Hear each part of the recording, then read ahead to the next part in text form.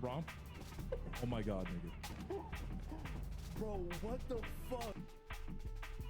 We really gotta get on dick. Like, you know what I'm saying? Like, cause I feel like we only just got the tip of dick. You know what I'm saying? We need to get the whole dick. You know what I'm saying? The whole dick experience. You feel me? So, so that I can really like put dick in my mouth. You know what I'm saying? I want the. I don't want just a taste of dick. We done got a taste of dick. I want the. What is the Spanish word for five? Uno, dos, tres, cuatro, cinco. Cinco de Mayo. Hey, yo, I'm really stupid.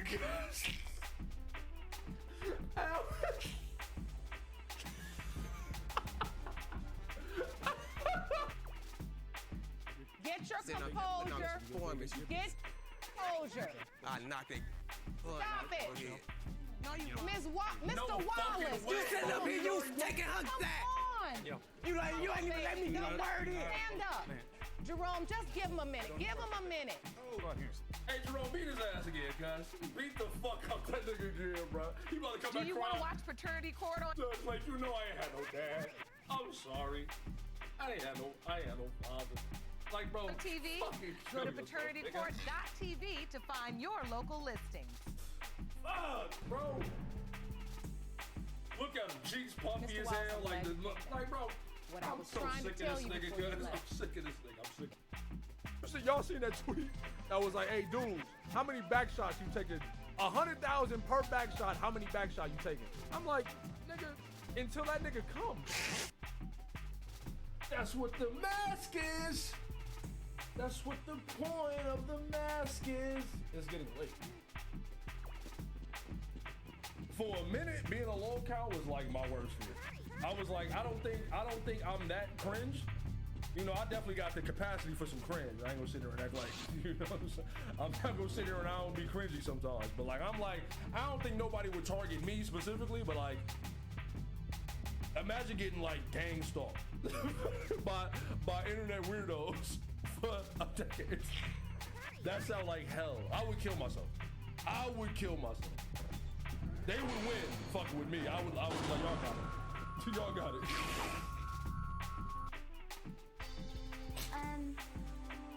My man's got that one big ass tooth, bro. Well, everybody, since we've had this talent show and everything, and I've had so much fun and stuff, that just makes me feel a whole lot better. Don't nobody give a fuck. And I've decided to stay. Who cares? Get off this. I'm not gonna lie, I forgot you was up there. I'm not gonna front.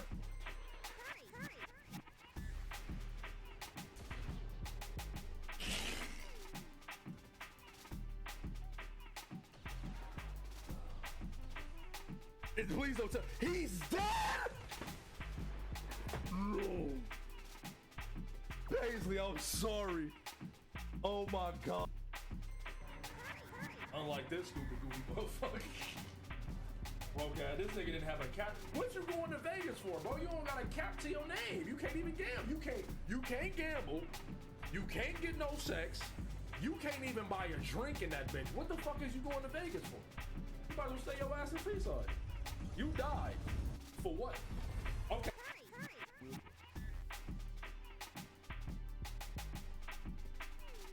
You are now no longer the other girl, or any of the other five for that matter. I don't find it's just bro. It just reminds bro. It fucked me up when it's somebody if I don't expect them to be in a wheelchair. It's just like the acrobat clip. So the full docket, I'm gonna say the full docket again. Race war.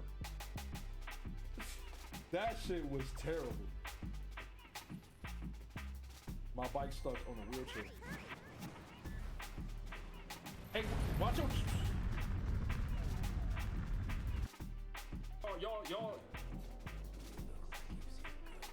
Oh, bro, no, I haven't seen a ghost. I just seen two niggas dead. Nigga, fuck the ghost.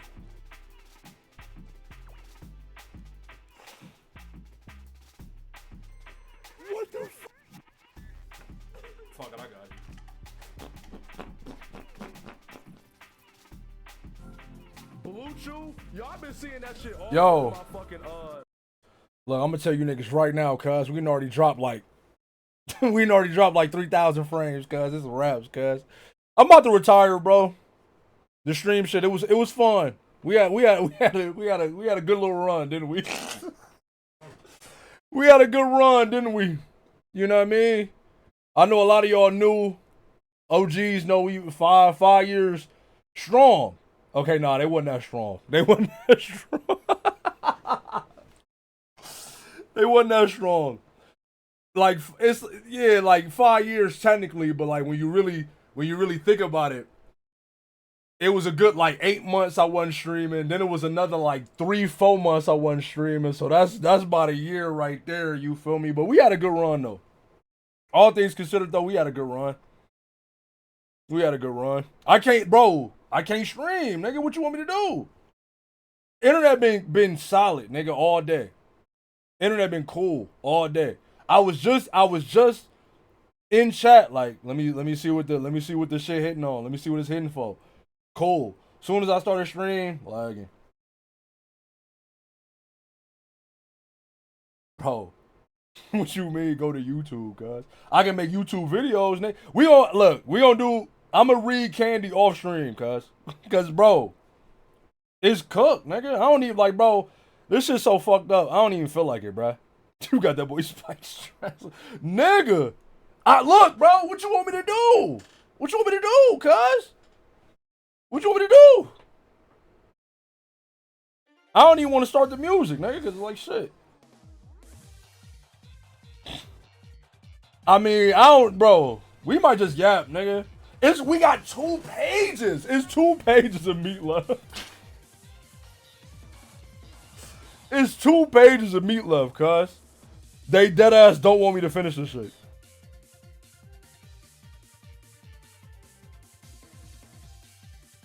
Bro. Hey. Look. Streaming might be dead, bro. I might retire from streaming. Cause I can't, my nigga. Every stream, the fucking stream lag out, nigga. So I'm cooked. But peep this though. We just dropped a new video on YouTube. So go watch that motherfucker. Go watch that instead of the stream. Cause the stream is fraud, nigga.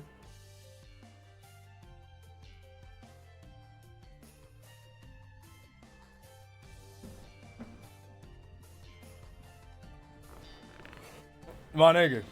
Ain't nothing is going, if I stream it on YouTube, ain't nothing gonna change, bro. I don't think y'all really understand like what's happening. It's not Twitch.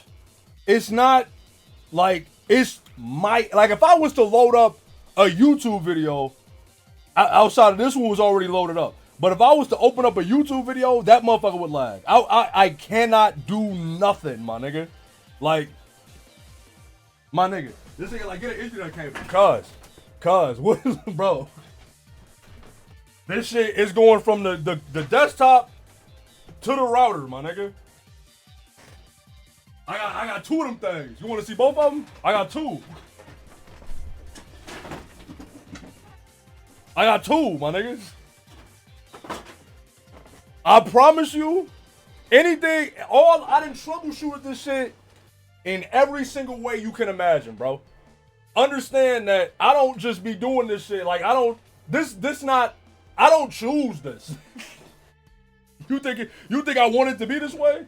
I don't, nigga. I don't.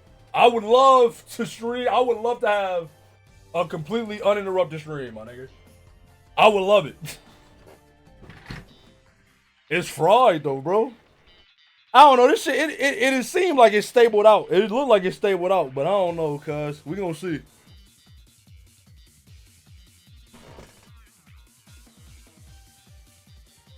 I can't believe this nigga thought I was streaming on Wi-Fi this whole time. Nah, bro, it's Ethernet. I'm hardwired. It's no upgrades, bro. I my nigga. You think I ain't looked? My nigga, I looked, bro. I looked. We didn't cycle through every service provider in our area, cuz. We done went through Xfinity, T-Mobile, AT&T, Every service provider in our area, we cycle through it. My nigga. Bro, I'm saying these niggas like, look, bro. I appreciate. Look. I don't want to sound frustrated, but I am. Look, I don't want to sound antagonistic, right? I appreciate niggas being like niggas trying to suggest other shit. Gang, I promise you, my nigga. Let me look y'all dead in y'all shit. I promise you, anything that you can suggest, I've tried it. I didn't lower the quality. I didn't try streaming on Streamlabs, OBS. We didn't change service providers. Everything that you can imagine. I didn't did it, my nigga. I didn't did it. I have no. It's no other course of action for me. This is completely and utterly outside of my control. If it was, I promise you, I would fix it. I promise you. The only thing, like, at this point, cuz, the only thing I can do is move. That's it. And I ain't really that liquid at the moment, my nigga. I'm not really that liquid at the moment. I can't just move. But like I said, it looked like it is stapled out, nigga. We'll see what happens, bro. But we yapping regardless. How y'all doing, man?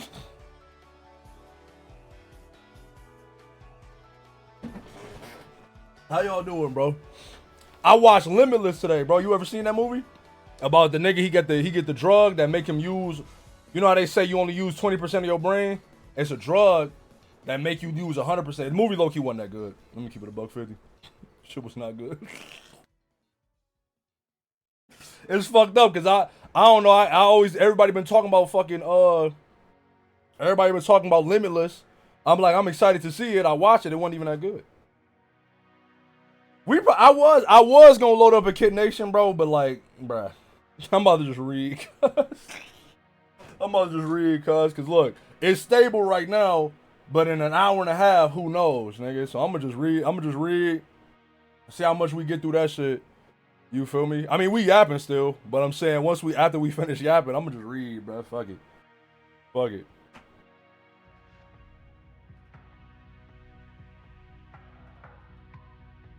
What you mean? I gassed it. What this nigga saying, bro? Hold on. Let me pull up chat, man, so I can read Spike's hypothetical.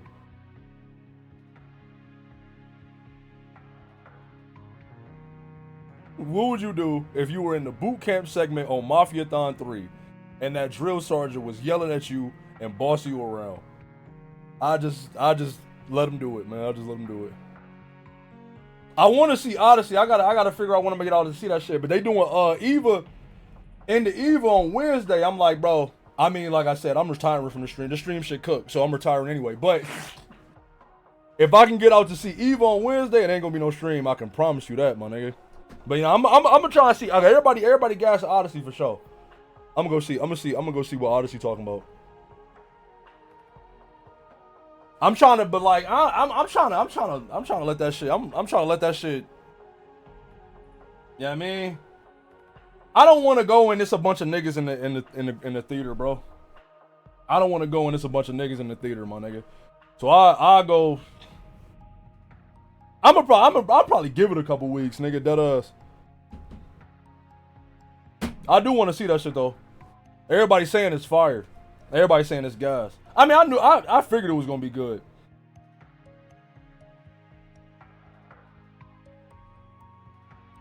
I don't see shit opening weekend, bro. Dead ass. I don't see shit opening. I don't be trying to see shit. Because it'd be a bunch of dumbass mouth breathers that only go see. Then especially when you talk about like a Christopher Nolan joint. Like a joint that like, you know, the mouth breathers gonna know about. I gotta stop being so snarky and condescending, cuz for real, I'm an asshole. But like the big, you know what I mean? Like the blockbusters, I'm cool, bro. I'll wait a couple weeks, my nigga. I'll wait a couple weeks.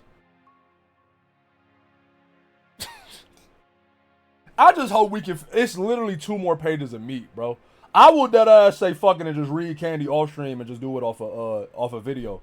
But bro, these niggas couldn't let me finish the last 2 pages of fucking meat before the internet went out. That shit pissed me off. My nigga, bro, I'm a grown man, Spike. I have not seen the Mario movie or Toy Story 5, bro. I'm 28, my nigga. I have no desire to see Toy Story 5. I'm cool, bro. Like, I for real don't want to see Toy Story.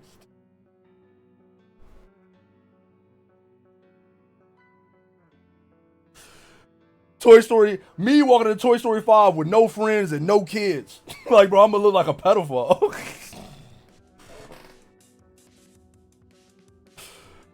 Man, bro, I'm cool. I ain't even saying that like you can't watch a cartoon movie, but bro, Toy Story 5?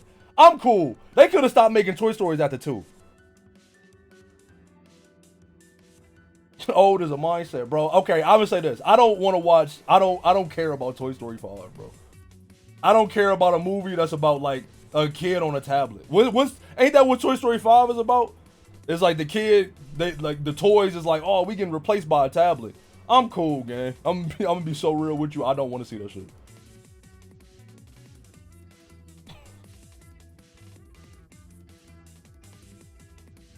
Nah, chill, nigga, chill.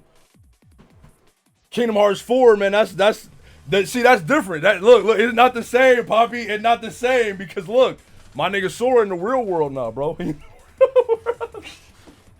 It's different now, gang. It's different. It's different.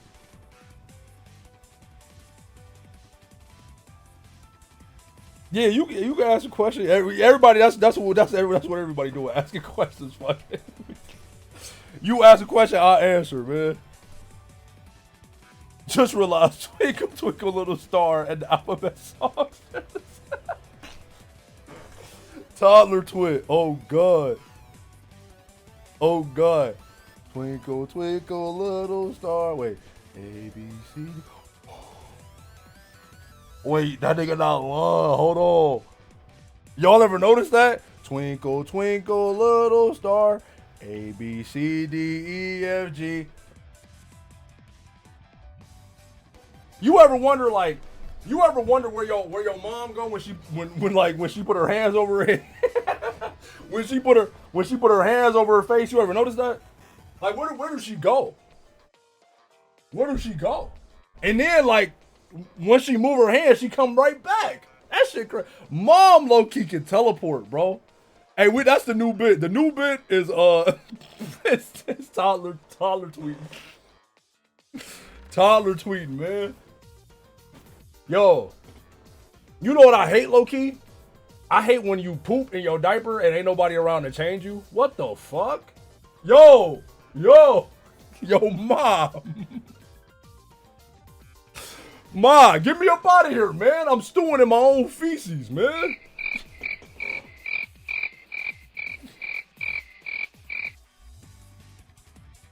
You can DM me. You can DM me. You can ask it in chat. I don't care. You feel me? It don't matter.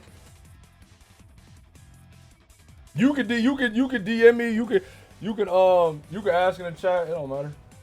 Yo, niggas, y'all gotta, not nobody. I don't think nobody. I don't know, bro. I've been noticing, right? Cause like me, right? When on Twitter, right? Let me organize my thoughts, cause I sound like a fucking idiot. That's what happens when you toddler tweet too much. But I've been ever since the Homestuck wave, right? We've been on the Homestuck wave. I've been seeing fan art and shit on my timeline or whatever. And then like I'll notice that like the person who drew the fan art follow me and I follow them back and shit because I like the art. And then like 30 minutes later, I see on my timeline, they be like, oh my god, bro, Fortunate Ramen, follow me back. And I'm like, do I really got motion, cuz? Do I got motion? Because it surprised me every time, cuz. Because I be like, bro, I'm just a guy. Peep General. It's stuttering again, bro. It's cooked. It's cooked. I'm telling you, it's fried. We better read. We better read quickly.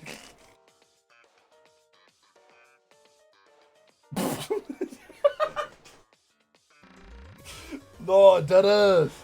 Yo!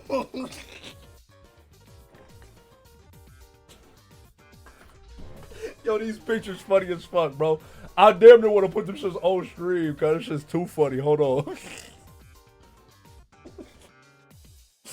Yo, they lied to you? Wait, hold on. The truth about Twinkle Twinkle Little Star. Same as the. This is like a thumbnail I would have made like a year ago. I'm drawing on my thumbnails now, gang. You already, like I said, bro. Go peep the Dale and Dawson vid. I got more vids coming out too, bro. I'm about to start editing more vids and shit. I gotta start finishing these songs. I got mad songs in the tuck I need to finish, cause that's all niggas give a fuck about now. Cause all niggas give. I got like 7,000 subs on YouTube now. The motherfuckers only care about the music. I'm like, damn, bro, fuck. Watch these gaming clips too, nigga. Nah, but yeah, I'm drawing on my thumbnails now. Oh God.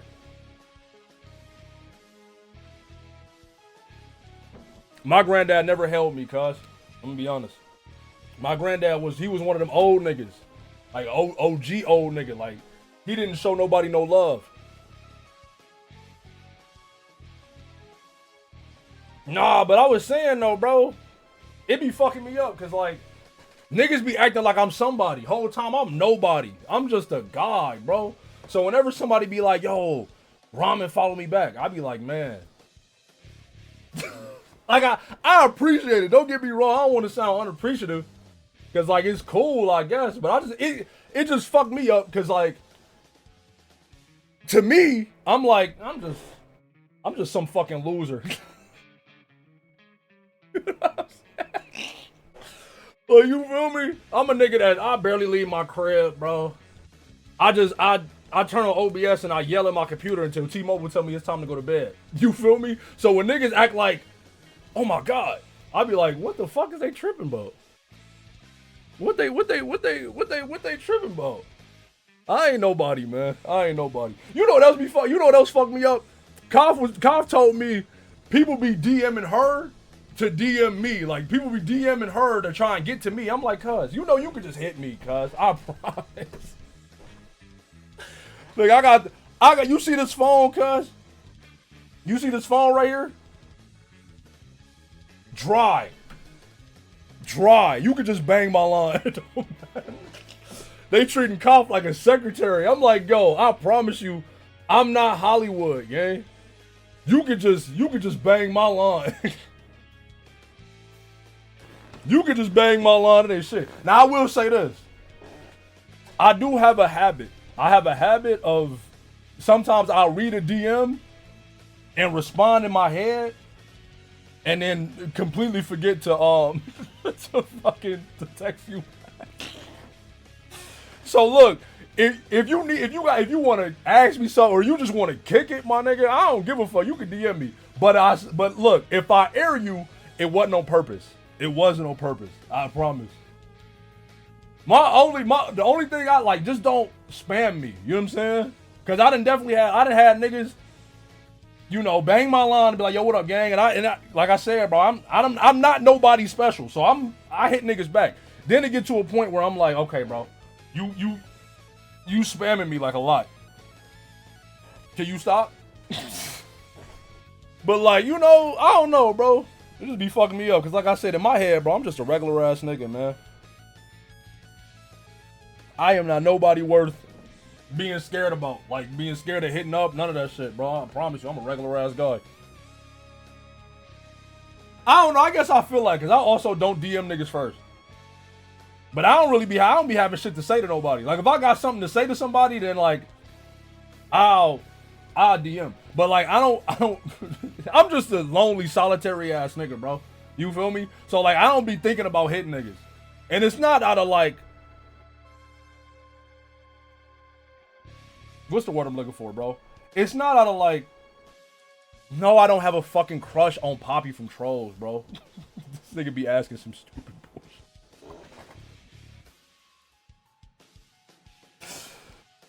No, bro. I don't even know what Poppy from Trolls look like. I've never seen Trolls, bro.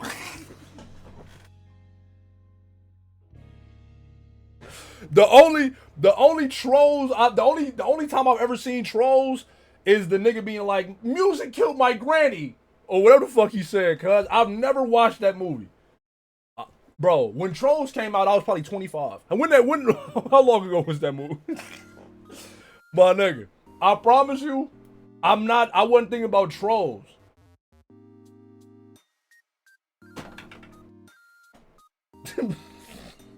No, that's what he said. He said, cause Singer killed my grandma. Alfred, that shit blew my whole train of thought, cause I don't even know what the fuck I was saying. And you said Poppy from Trolls? I'm like, cuz, I don't know I don't know what none of the trolls look like. I know what the original toys, like you know what I'm saying? The OG troll toys, I know what them niggas look like. I don't know what none of the cartoon motherfuckers look like. That was 2016? God damn, really? Time be flying. I was 18, but still, I promise you I wasn't thinking about the Trolls movie.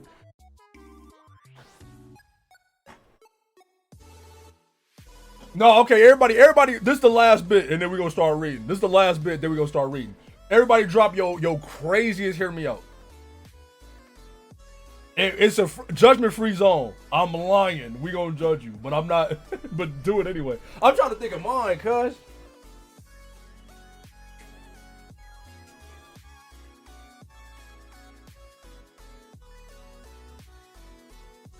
I can't think of off the dome.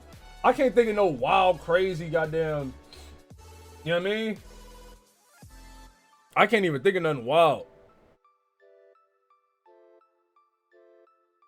You know who you? Hey. All right, look. How many people in here? Hold on, before I say this, how many people are here? It's 46 people. I don't know if I feel comfortable saying this with 40 people in here.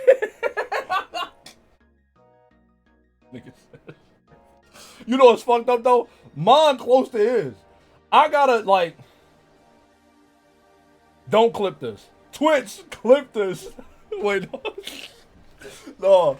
And I gotta use that. They got a new feature on Twitch where if you say Twitch clip this or clip that, it clip for real. I'm like, oh shit, that's kind of sweet. But don't clip what I'm about to say. Don't clip what I'm about to say.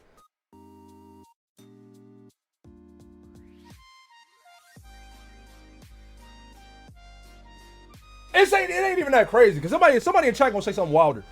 I got a real thing for like monkey furries. You know what I mean? Like you ever like you know Shorty from the last Donkey Kong game? Yeah, no, I'm knocking that down. No, I'm knocking that down. So okay, I'm glad niggas. Okay. Okay, I'm hitting the Homelander. I'm getting the Homelander gift. Like, oh, okay, all right, okay. Cause I for real, I wasn't expecting. I thought niggas gonna be like, nigga.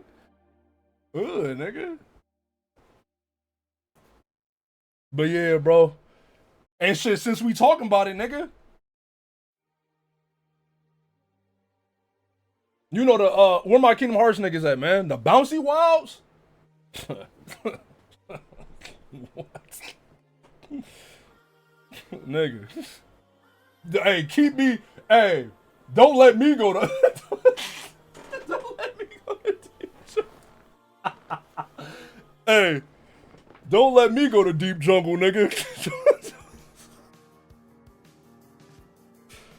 Don't let me go to Deep Jungle, nigga. It's gonna be a problem. I'll tell motherfucker. I'm gonna succumb to the darkness. Hey, nigga, I go to Deep Jungle. You gonna see my Heartless walk out, nigga. Huh? You gonna be in that Deep Jungle? Yo, relax, nigga. I'm gonna be deep in that jungle. Oh, God. This nigga says, yo, Spike, hey, man, look. Spike, I pray you live a long and fruitful life, bro. Sincerely. I mean that. But unfortunately, the Reaper calls for us all eventually. And when the Reaper call for you in like, you know, 60 years, let's say, I need you to donate your brain to science, man. we need to study you, man. What's y'all most LARP goon? Now that's a good question. Hold on, this is the last bit, and then we go read. That's a good question. LARP goon. I ain't gonna lie, Renamon up there. I ain't gonna cap, cause I don't know shit about Digimon. I got the Cyber Sleuth Hackers memory joint. I ain't gonna lie, I never even beat this shit. That's how you know I'm LARPing. I'm LARPing like a motherfucker. But hey, Renamon, shit.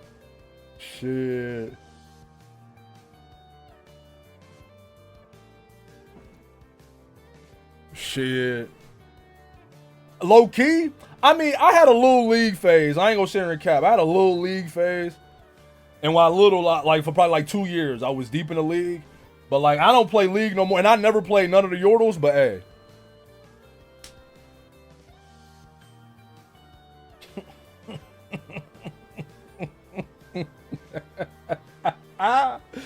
Hey.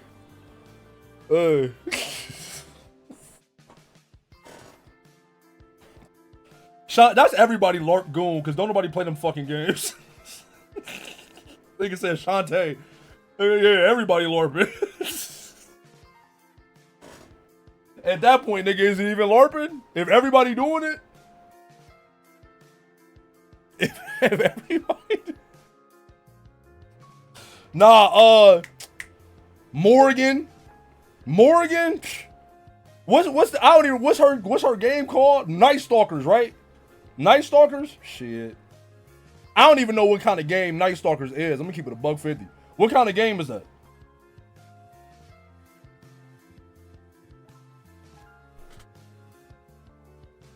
That's a fighting game. I ain't gonna lie. In my head, it was a side scroller beat 'em up. I ain't gonna lie. I mean, I know Morgan from fucking Marvel vs. Capcom, nigga. Which I guess now, in retrospect, that makes mad sense.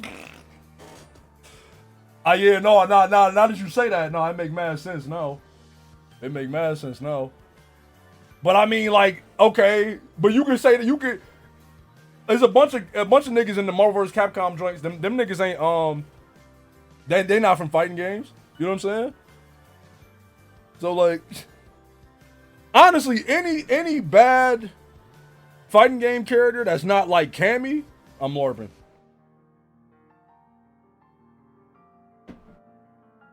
What does that mean, bro? What is that gonna mean for me, man? If I reincarnate as a koala?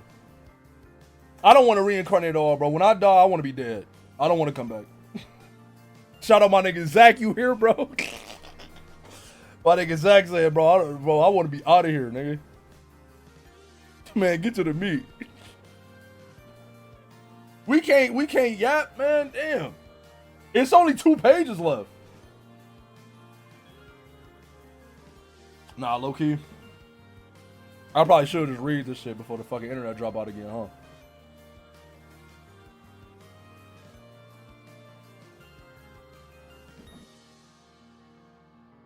I want to get into Toho. I ain't gonna cap. I want to get into that shit, but I don't know. They niggas be like, you know, it's like 30-year-long series and shit. It's like a bunch of fan works and other shit. I'm like, bro, just tell me what game to look up on my torrent website, and then I download it.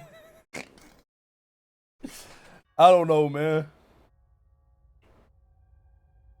Toho 6? Alright, for sure. I got you.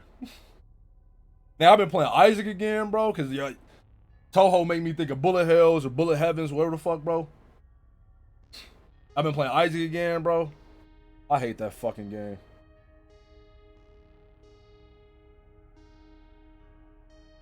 I just be greedier mode with Tainted Lost. Now, I've been trying to do that for 4 years. T-Mobile about to spank you. You talking about some yapping? No, that does.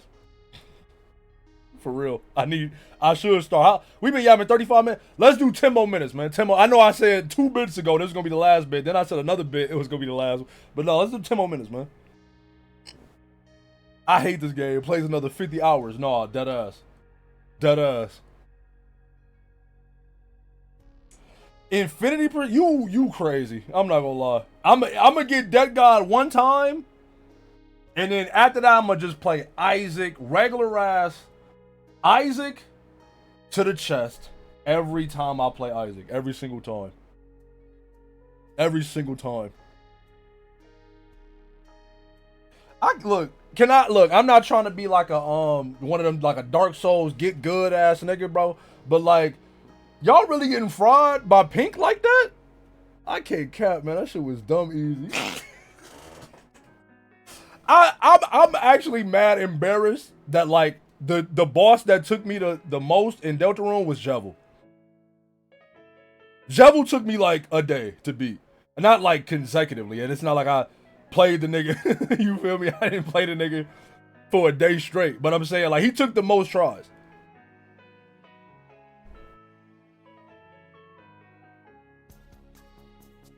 It was like, bro, it was 2 tries. I tried once, die, and then 1 on the next one. I'm like, damn, bro. Everybody like, damn, Pink fucking me up. I'm like, damn, she damn near the easiest one. The only one that was easier for me was Spampton. Regular Spampton, not weird route Spampton.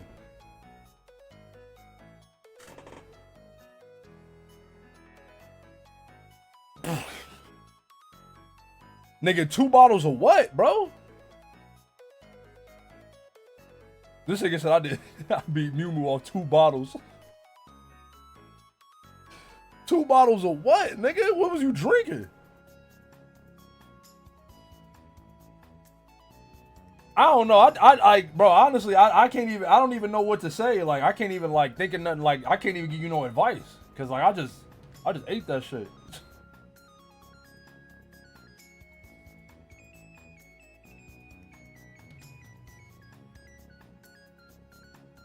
The bomb move not that bad. The bomb move for real not that bad. I don't know. You know what was fucking me up? It was the one move, the muffin shit. That was fucking me up. When the rom-com cruise happening soon, bro. Tomorrow.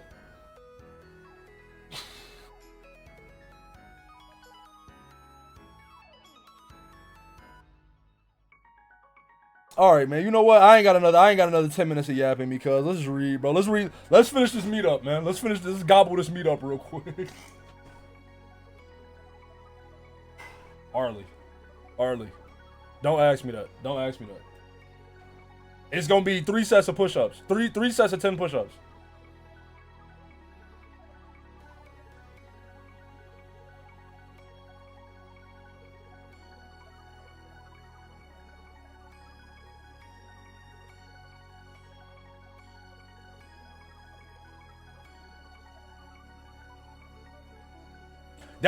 No, you know what? That's the hardest part. The dating segment is the hardest part. They want me to do logic puzzles and shit.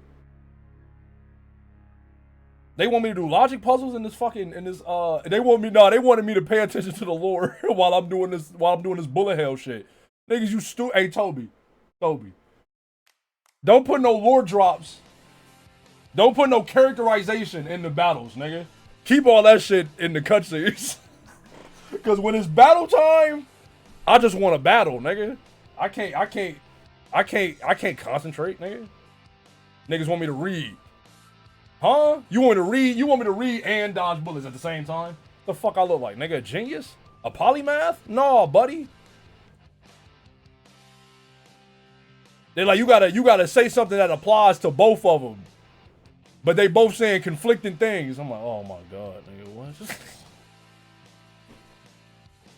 Can I just dodge the bullets, man? Gabe was like, kill yourself or I hate you. Be my friend. Rob like, fuck, which one?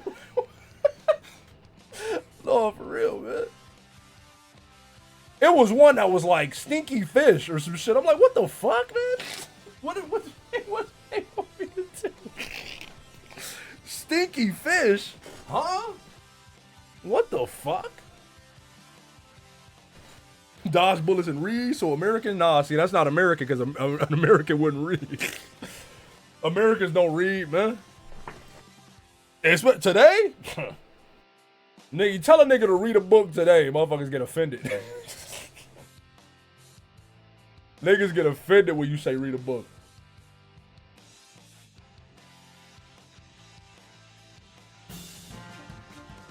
I'm telling you, we burn. Nah, dead ass. Literally, we burn books in America. We burn books in America, and then we tell history wrong. Like we tell history. We tell a fucked up, like, fictionalized version of history. You think niggas read here? Oh man, that's over with.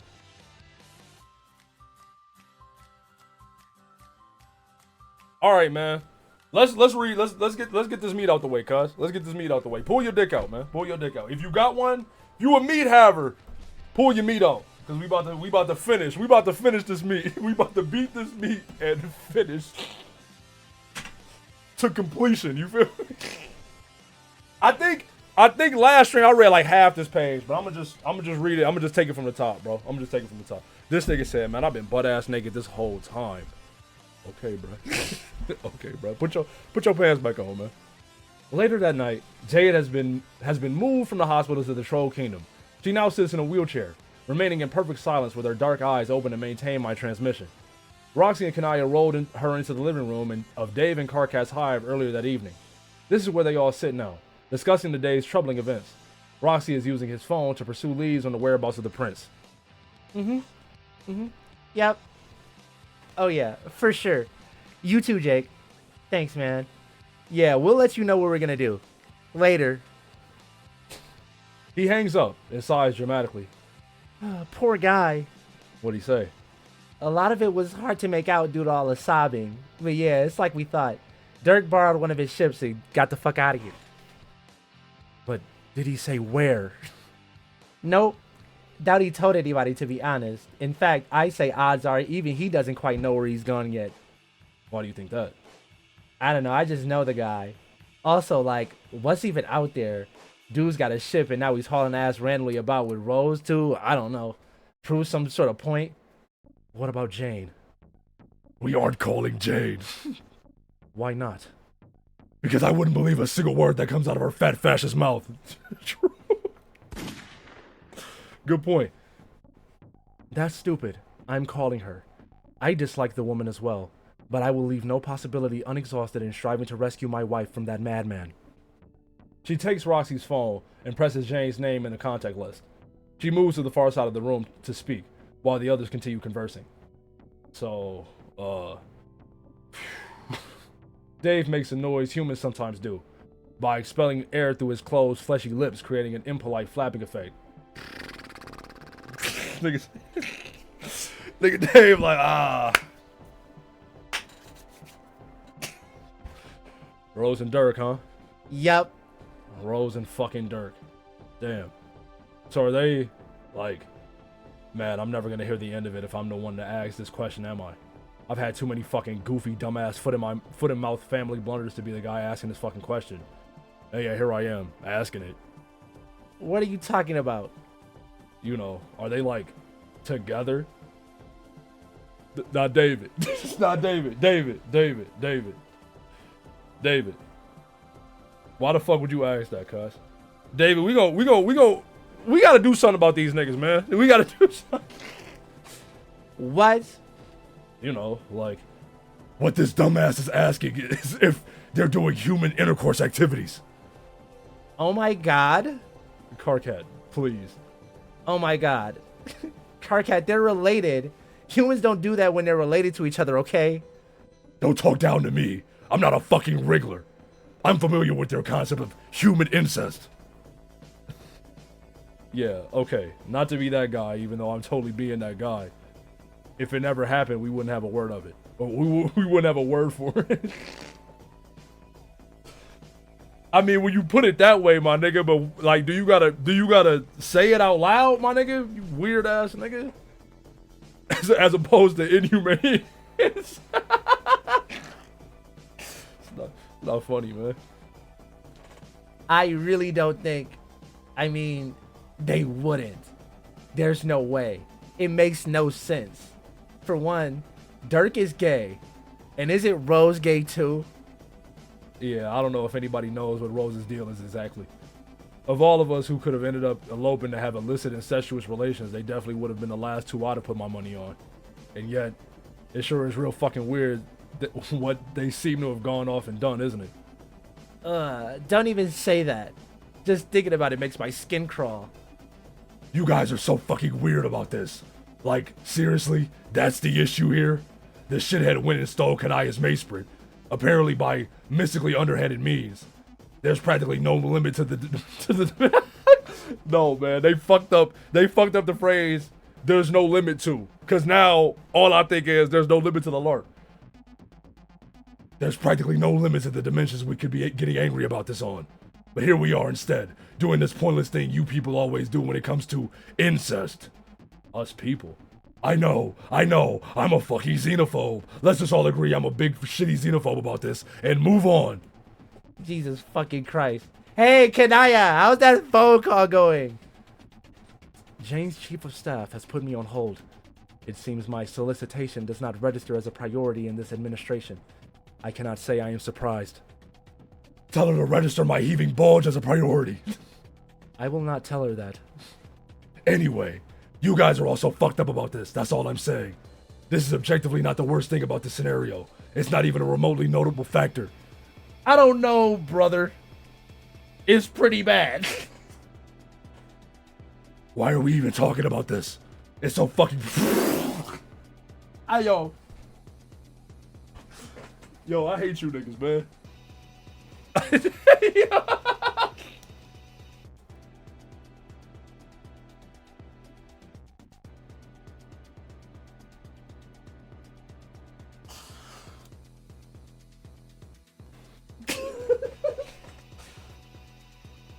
What was up, bro?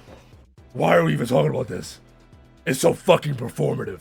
Is there something you're trying to prove by constantly competing to be the most scandalized by your own completely arbitrary social constructs? Like, Carcat, like, you deadass just don't get it, bruh. Like, you just don't get it. Cause, like, there is a world where this sentence can apply to something. Deadass. But, nigga, they talking about incest, bro. Like, this is a reason. Get upset, nigga. Get mad. Get angry. Get angry, nigga. Yo, dogs, I know we get up to some jank barrel bottom as fuck combos sometimes, but this one, I don't even know anymore. I know you're an alien and all, but in these dire straits, can we maybe not riff on the subject of fucking incest?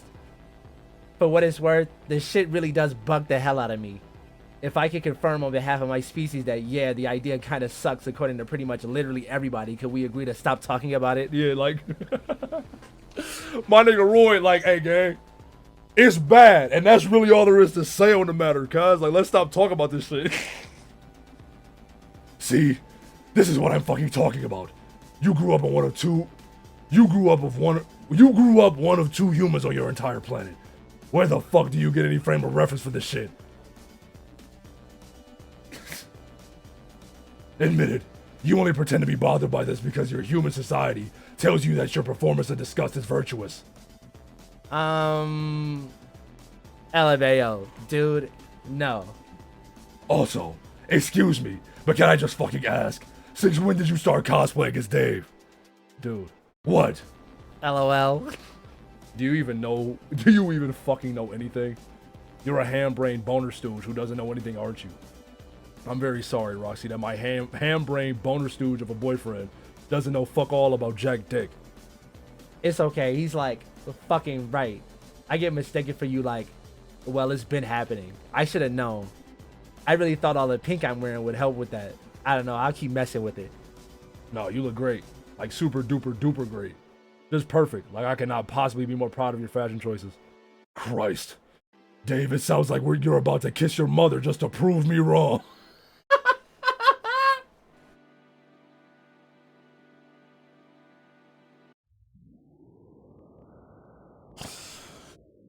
Yo, this combo shouldn't be funny, bro. But like the line itself was funny, but then also I can't think of the phrase "prove me wrong" without thinking of You know what I mean? Big Kirk, resting up there in heaven. You, my nigga Charlie. Everybody bow your heads, man. For my nigga Charlie Kirk. We are Charlie Kirk. We carry the flame. I don't know the rest of the song. Damn, going too soon, bro. Fuck. Hey, Charlie Kirk, he was up. Yeah, they sent that nigga to heaven already. Persistence, I appreciate the follow. Okay. I appreciate the follow. That's a crazy follow off the bit we just did, bro. All right. First of all, Roxy's not my mother anymore. Wait. Roxy, did we actually decide on the protocol on what I'm supposed to call you? I literally have no comprehension of the etiquette here. Because you're technically my bio mom, but it's not as if I literally came out of your vagina or anything. And like, well, considering what's going down right now, I'm not too attached to the sanctity of Dirk being my dad. I mean, you're fair. You can formally replace him as my daddy right now if you want. Why did you say it like that, nigga? What the fuck? Wow. The woke master is on fucking fire, folks. He'll be here all night. Oh, shut the fuck up. What is your problem? Why are you acting like this? Acting like what? Like a huge belligerent dickhead. Are you craving attention? Is that it? Did I get you hooked? What the fuck are you talking about? I see how it is. You got one hot hit of sincerity from your fresh boy Dave, and now you're itching at your pants every second you go without it. You know, if you want to hold my hand or some shit, you can just do it now. I have no desire to do that. At all. Come on. Our relationship doesn't have to be a ludicrous, unending performance of emotional constipation anymore. We got character develop, nigga. We got character develop, nigga. Come here. What the fuck are you doing? Get away from me. No. Christ, you're like a flighty little muskrat. Stop squirming. Get your hands off me, you smelly bag of shit. I hate you. No way. No, you don't. You love me. We're gonna be together forever.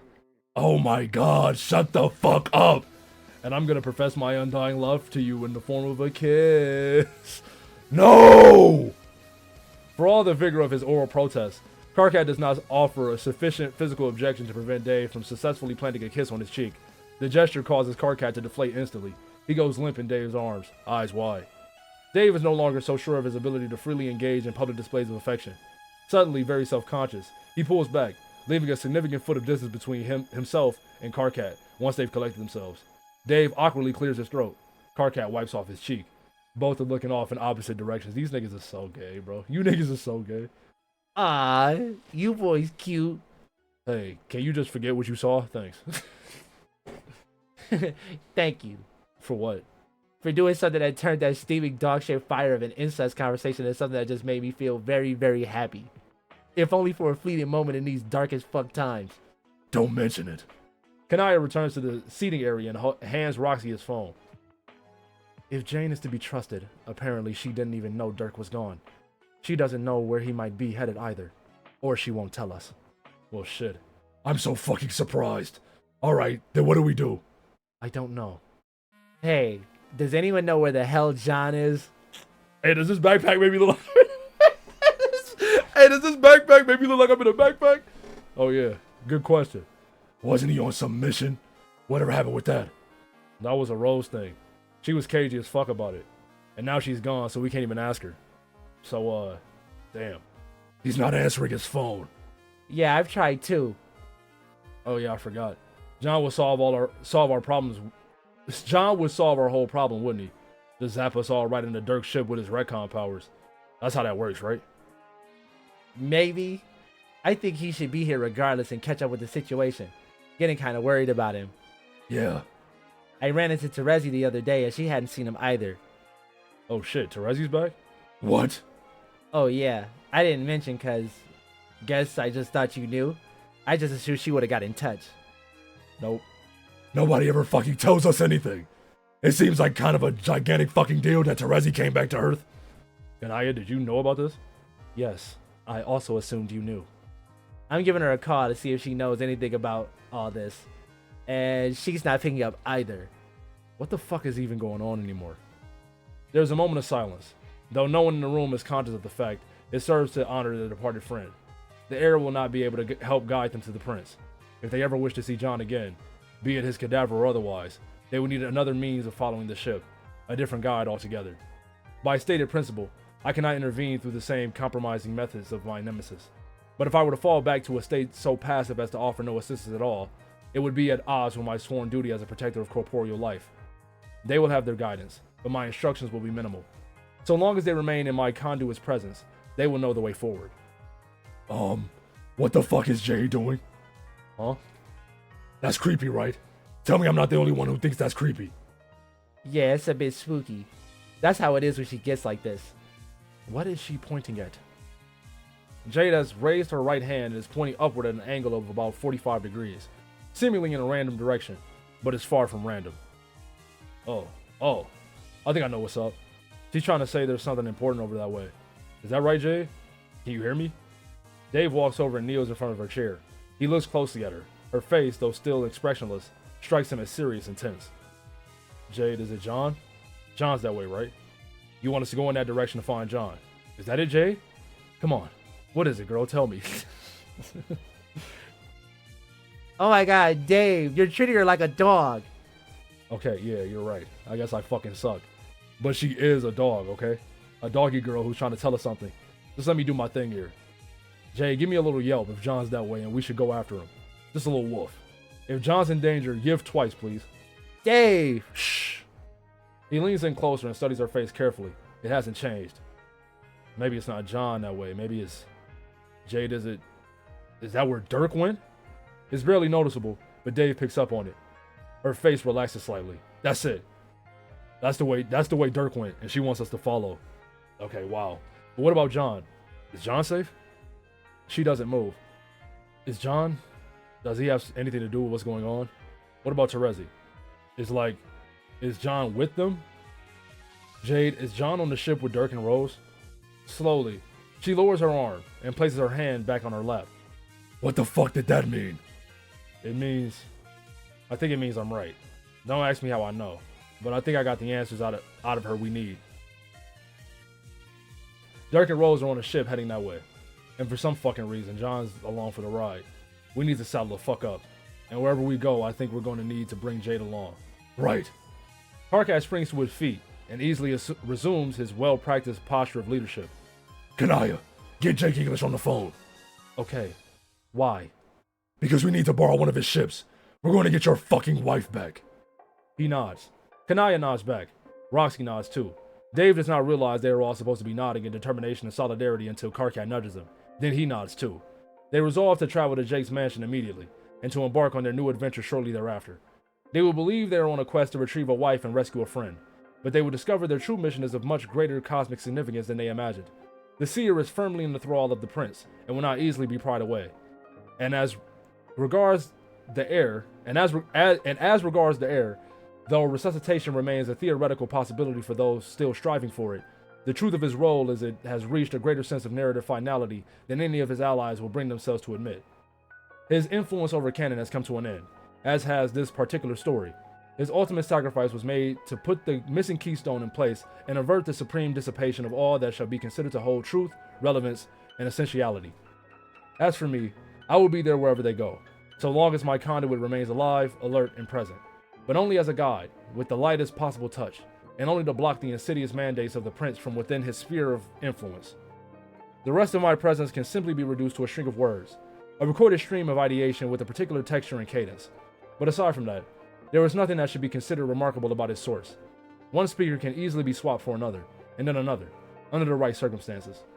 Speakers can duel, predominate, overassert, or fall back, as one does into the comforting blanket of space. And until I am needed again, this is exactly what I would do. I leave all who inhabit this reality with a recorded stream that is colorless, sourceless, and quietly divested of accountability. For if I were to insist upon anything else, could I really be considered worthy of protecting the very cosmos I describe? Farewell. Postscript. Elsewhere below the horizon, the distant sounds of war travel above the canopy of a forest. The artillery fire fades to a series of muted knocks and thuds as the sound waves cross beyond a thinning patch of the forest and arrive in a clearing of grass and shrubbery. Above, the sky is dramatic, colorful, menacing. The way it looks when a storm is coming. The clouds are wild, whipped into a sort of spatial frenzy, as if they know what's imminent is no earthly phenomena. Aradia stands in the field, her mouth gaping wide, but not at the sky. What the fuck? Aradia matters again, bro? What the when? Whoa, nigga! I'll be honest, I didn't expect to see her ass again.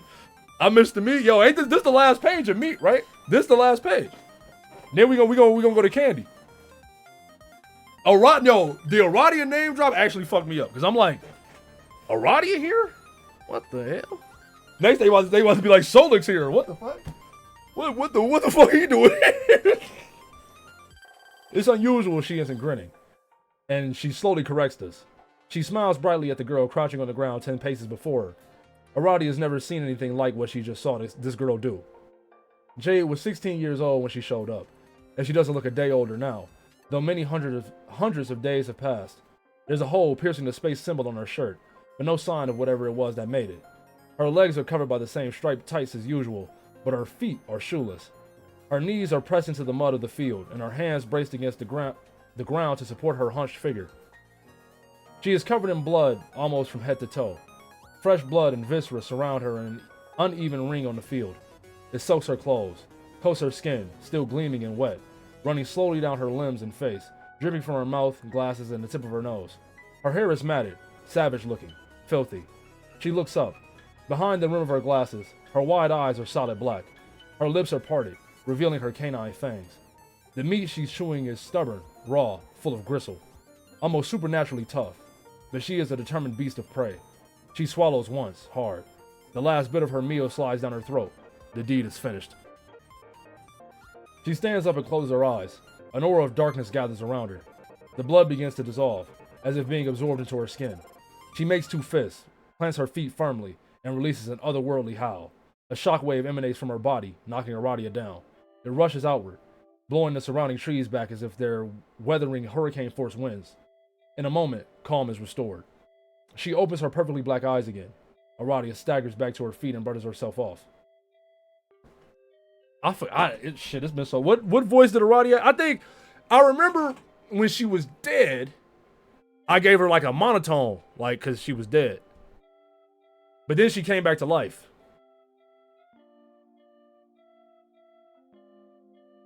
Fuck it, man. I take it everything went as you hoped? Generic me, but like slightly higher, just a little bit. Jade looks down at her hands as if they belong to an alien. She can feel it now. Abilities have been awakened inside her that no being has ever commanded before. She raises her hands and looks up at the sky. Above her, an immense vortex opens. It swirls many miles upward into blackness, and lightning crackles within. I'll drink off my fucking coffee. Jade does nothing for a while. She seems to simply study the construct she summoned, this great occult trumpet beckoning her into its abyss. Her face is expressionless. Her glasses flash white as they reflect the lightning that arcs sporadically inside the wormhole. Well, aren't you going in? Wasn't that the idea, or did I not? Jade silently holds up a hand, as if telling her to wait. Aradia closes her mouth, looking embarrassed. Nearby, a red haze gathers in the air. It condenses into concentric rings and spears of ruby light. The luminous shape of a man fades into the center of the special effect. When the light subsides, Aradia notices the man is made of polished metal.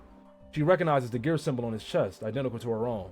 She also recognizes the sunglasses the robot is wearing. She knows who this is. Dave? What's up? Dave bot?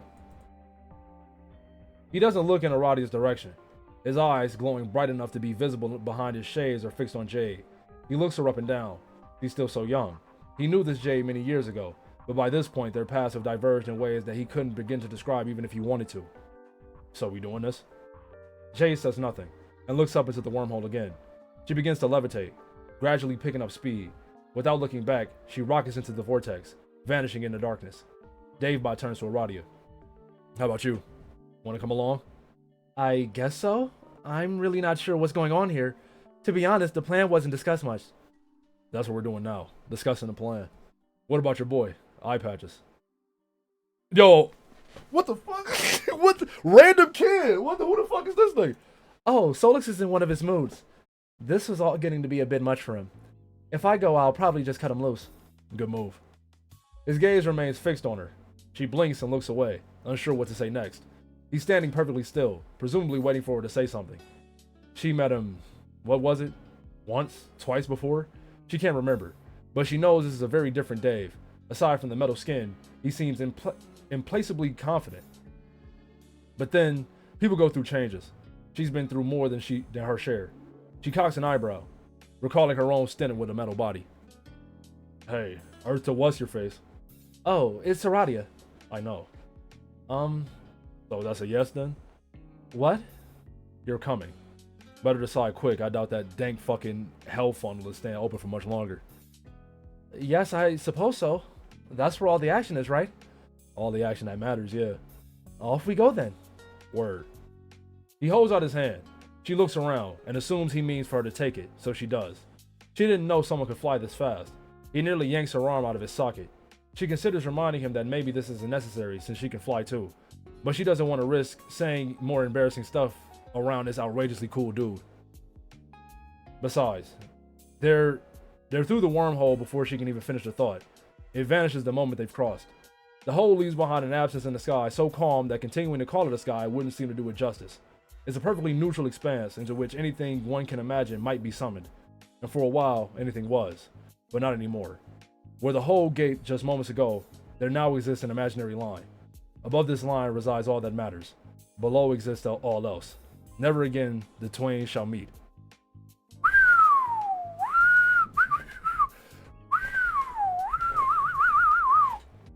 So that's meat, right? That's all the meat, man. We gobbled up all the meat. Dang. I'm gonna keep it a stack, bro. What? Okay, I'm about to ask a question. And this may be American Dad theme song worthy.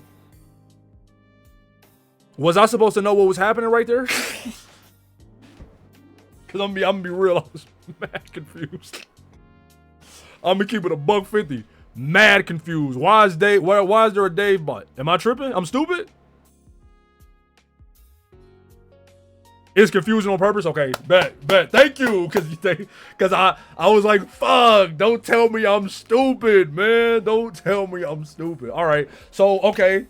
Final meat thoughts. Final thoughts on that meat, man. You know what I mean? Like Kobayashi, I done ate up all the meat, right? Like my nigga, what's my man? Joey Chestnut. Yum. Eating up all the meat. I liked it, bro. I fucked with the meat, man. I mean, you know, like how they described it in being like, it was substantive, but it was hard to chew at certain points. You feel me? I can't believe my nigga. What you mean my nigga John did? What you mean my nigga John gone? Huh?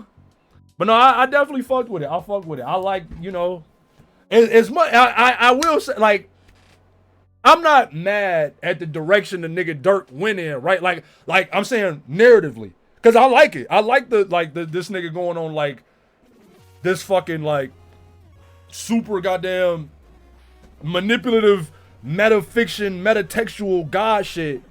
That's all just like a big play for him to like finally get the big one, the big I'm out of here. You feel me? I fuck with that from a narrative standpoint, but I also like hate it, man. Like damn, nigga. Like I said, you know, that like the whole conversation with Dirk and Dave and main Homestuck, where that nigga Dave basically he came out and said all the shit that bro was doing to him and shit, how it affected him or whatever, and Dirk being responsive to that. The way I thought about it, or the way I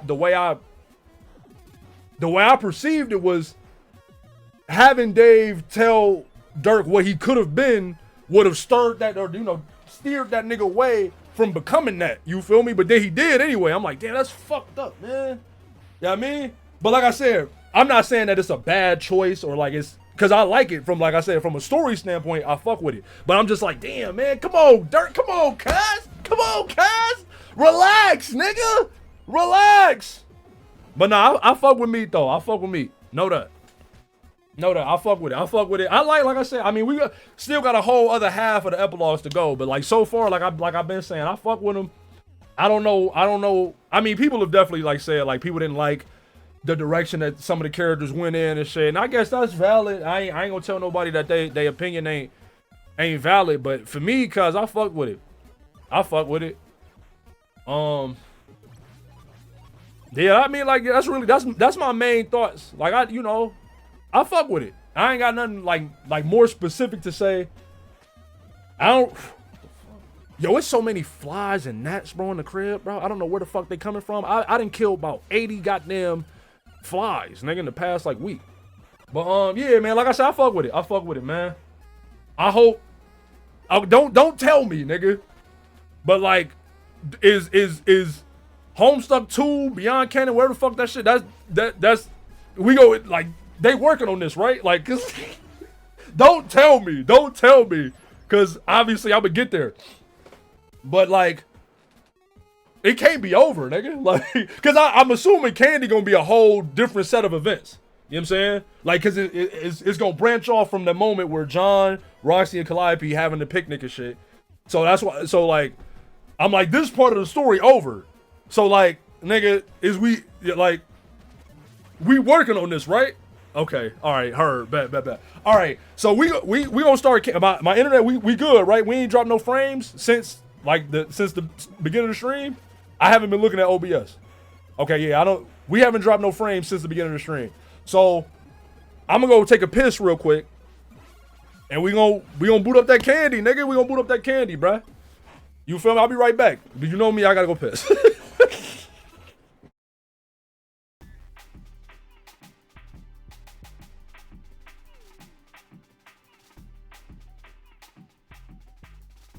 Nigga, if I was like, never mind. I was about to say something crazy. I'm genuinely gonna keep that thought to myself. Usually I say some shit like that, niggas be like, yo, say it. I'll be like, no. I'll be like, no, I ain't gonna say it. Then I say it. This time I'm genuinely not going to say it. I know it.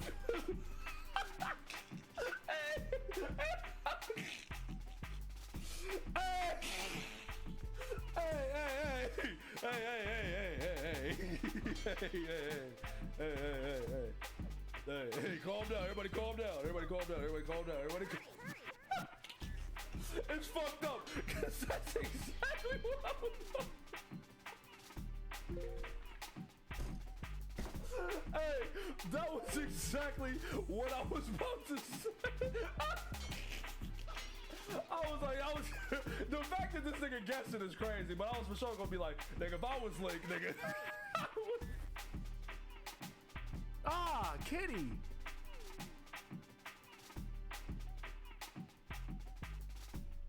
Family.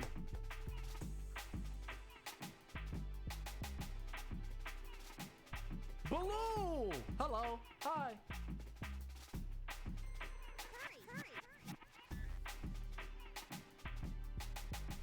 I don't like that. I don't like that picture. You think you're a marathon runner? You never even ran a pilot. You were canceled. The end. SLF college was the most shame to hide. Let the losers snooze, my brother. Oh, mic drop. Reality check, please. Cash that a double life. You DK hack. What?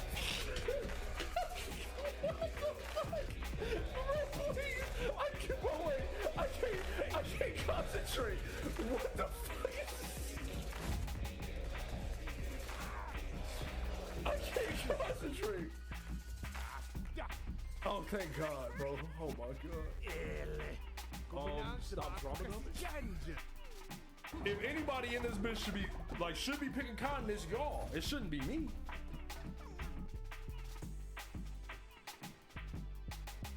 Oh shit, I dropped it.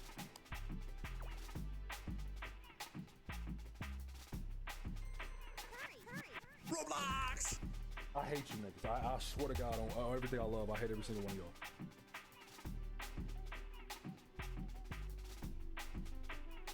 Nah, Shorty can't draw. This is... Yo, how's my man supposed to know? Oh, she's behind.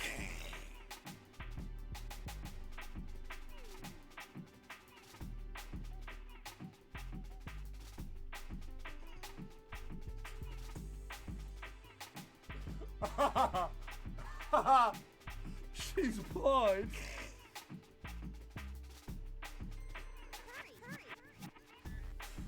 Oh. Oh, I'm not laughing. I'm not laughing that she's blind. I'm laughing because I forgot that fast. And I'm like, you know, like, they made, or at least Rick. No. I was about to say Rich, not Rich. Okay. All right, man. We back at it. Back at it. I'm back. I did unmute, right? Yeah, I'm mute. Okay.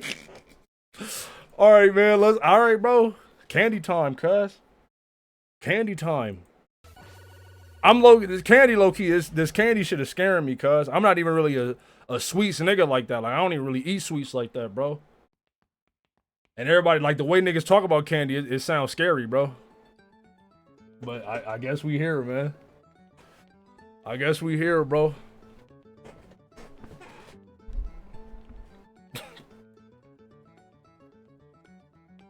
Candy. Epilogue 1. We should have reread the prologue. You know what? I should have got some water when I was downstairs, but now it's too fucking late, bro. We here now. I want candy. Candy was definitely the right choice, John thinks. As he munches thoughtfully on a strawberry swirl mint, it cracks to splinters between his teeth. Incredibly tasty splinters, the consistency of which have absolutely no existential baggage to them. The splinters dissolve quickly, leaving behind the impression they were made of nothing at all, but for a cloying essence determined to linger behind. With some distance from his traumatic anime dreaming, the fatalistic mood that he's been walking around with all day seems somewhat melodramatic. Embarrassing even. Who has time for nihilism when it's such a beautiful day? You know what? Maybe I'll stay after all. Really? Yeah. Now that I've had some time to think about it, is Lord English really that big of a deal? I mean, I know Rose said it was a big deal. That canon would dissipate if I didn't go do it. Whatever that means. Isn't it just as likely that I could mess up a whole bunch of stuff if I go back there? The idea of going back in time or back in the canon or whatever and fighting this huge battle that serves some vague purpose, I'm not sure I even understand. It feels so heavy. And I'm not feeling that heavy suddenly. I feel kind of the opposite, actually. I feel like maybe I just don't give a shit. I don't mean in a bad way. It's just, well, I'm already here, living my life with my friends, and I think I just want to stay back on Earth. Forget I ever heard of Lord English and just relax. Is that selfish of me? I don't know.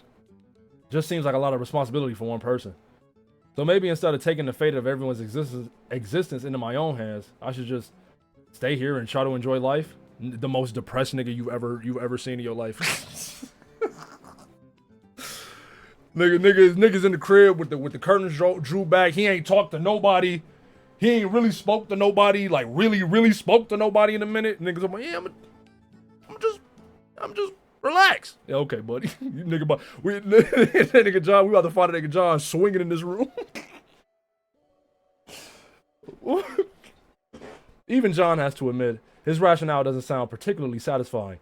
Now that he's reflecting on everything he just said, it really strikes him as a bunch of empty-headed babble. But then again, it's like he was saying, his head does feel lighter. Maybe he doesn't care if his reasoning sucks. Maybe he just doesn't care about any of the high stakes or existential gravity related to his conversation with Rose. Maybe he doesn't care about much of anything, except the here and now, the company of his friends, and the pleasant breeze flowing through the park today. He's feeling quite insubstantial when he thinks about it, superficial, and a bit sappy towards his friends. So what if he wants to make an insubstantial, superficial, and sappy decision?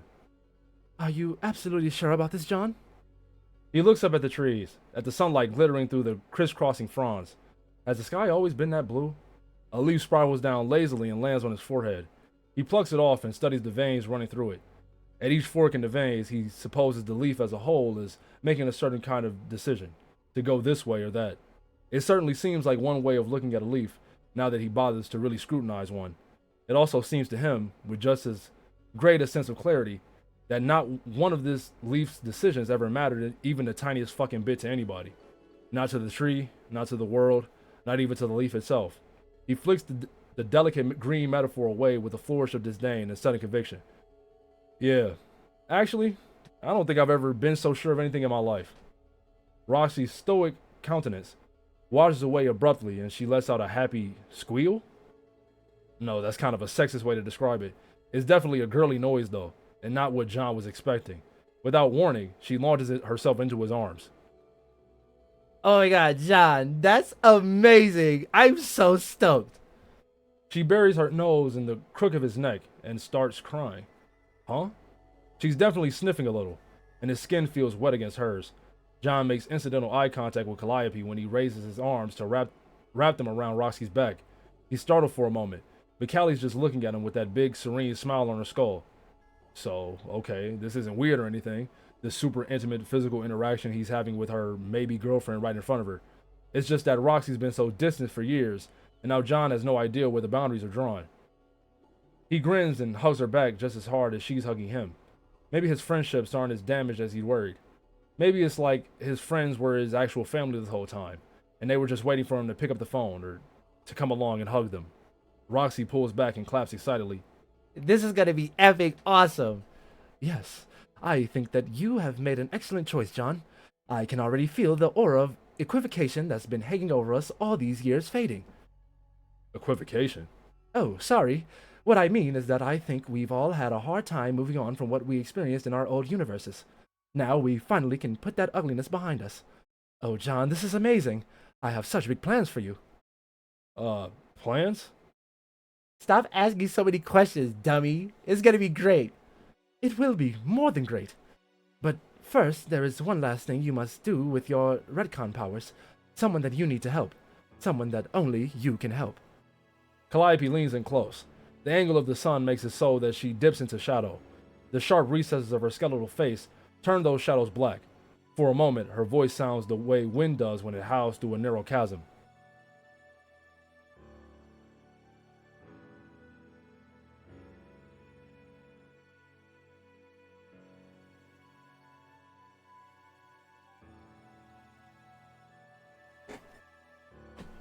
I'm sorry, I got stun locked. What the fuck? You must free the bard from his prison. Did he hear her right? He can't imagine she could possibly mean Gamzee. Calliope puts her hands together and pulls back, smiling sweetly. Her voice is sugar sweet again. Let poor Gamzee out of the fridge, John. The time has come. Poor Gamzee? That nigga said, who?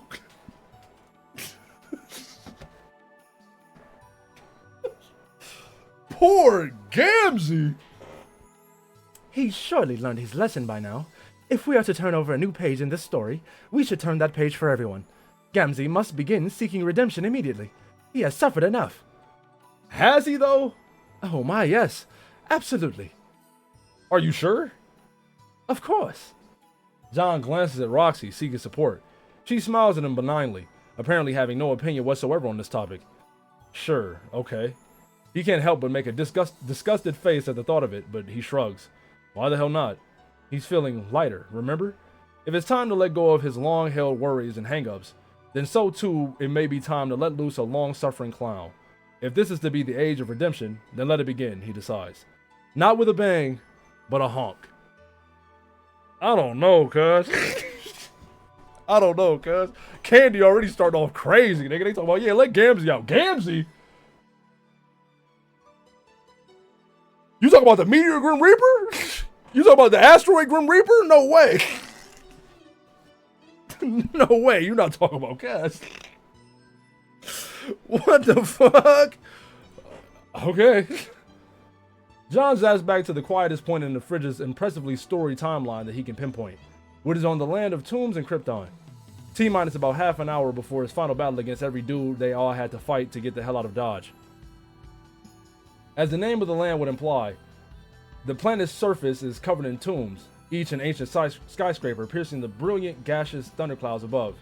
But there's only one tomb he's come for, a simple household refrigerator, just like the one he grew up with.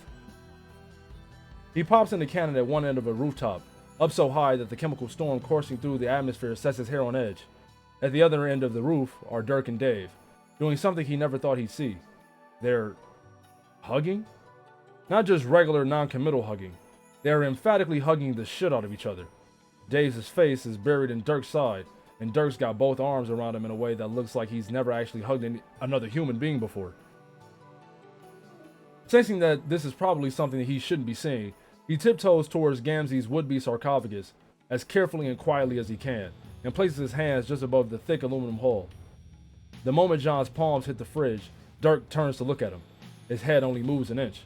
Slowly, he lowers one eyebrow and returns to his poignant and deeply personal business with Dave, as if he hasn't observed anything worth acknowledging at all. Which, John supposes, is for the best. He isn't trying to mess up the timeline any more than he needs to. He's only here to steal the refrigerator that has recently been used to entomb a clown. He has enough on his plate with the idiotic heist as it is. Anyway, he decides to mind his own damn business and get this fridge back to Earthsea. He zaps himself and the fridge back to the same picnic grounds he departed from, while cleverly leaving the chains wrapping the fridge behind on low-tack. So, I'm back. Everyone get ready for this fucking guy.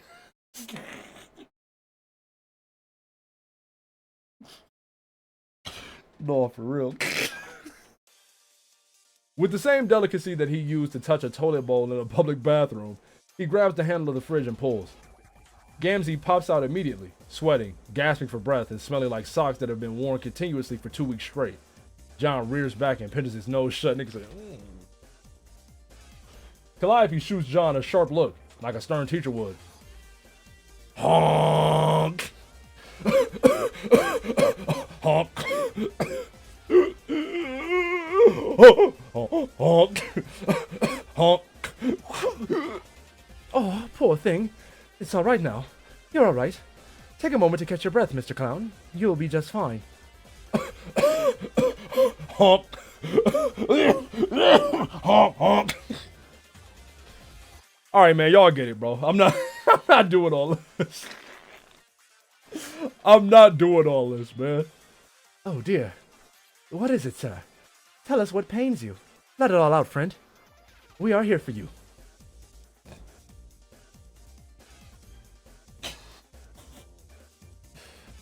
I've been a ass naughty motherfucker. Calliope nods knowingly and pats him on the back. Yo, he's a nigga about. Hey man, hey, chill on me, cuz. When I made the decision to cosplay, cuz, that was before all the shit went down. I learned after the fact. But like I said though, my man didn't even do nothing wrong for real. Like honestly, he wasn't even. I saw he was sobbing, but look, I'm not. All right, man. Fuck. All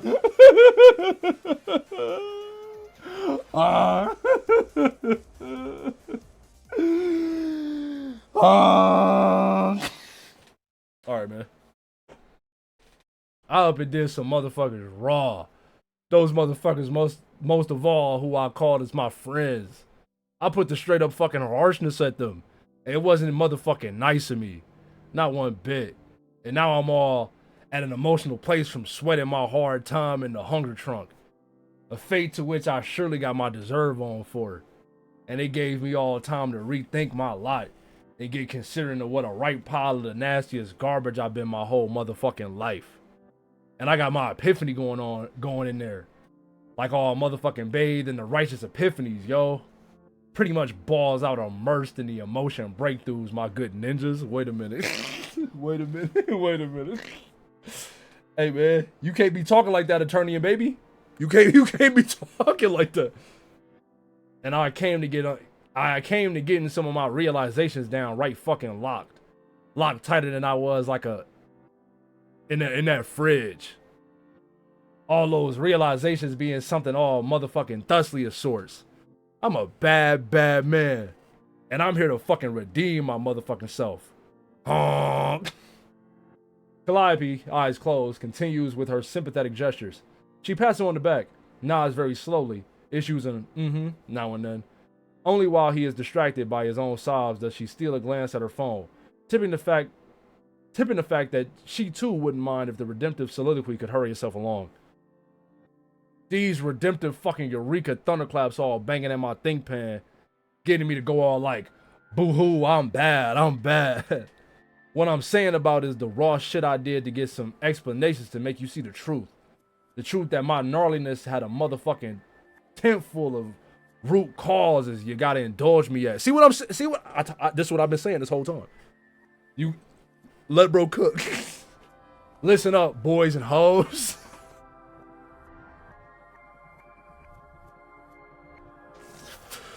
Cause here comes a bunch of noise that's morally fucking mitigating this shit. Honk. Oh Jesus. Shit. I've been all like abused and stuff, homies. As a child, I got motherfucking neglected on by a stern old fatherly goat. See, I've been saying this whole time, nigga. Have I not been saying this? I've been saying, bro. I literally been saying. I was a disappointment on him, and I can't say as I blame him for abandoning the shit out of his useless kid. I would have motherfucking done the same shit at me if I was a big cruel goat. So that explains, like, pretty sure most of my crimes in a way that makes a motherfucker want to take his forgiveness out for a fucking spin. There's other reasons to consider, like, shit that makes this redemption arc fucking tight, like an uncracked elixir. Like, how's my purple blood meant I got the culture pressures put on me to be a salty damn jester for life. Jester for life, not a gesture. We just need to give him internet. What about that hand the Messiah's dealt me, Mod? Come on, cuz. A motherfucker's gonna envy that like a wicked cod rash. So, how can I full and truly fucking get blamed on for when it comes to a little bit of subjugulation I got culturally hornswoggled up to doing? And also tragically goat abused, which needs to make you shed a tear for this motherfucker. Lest you want to be as atrocious as me. And such is why I'm grabbing hold of my repentance as firm and serious as I would a horse. Hey man, you can't say that, man.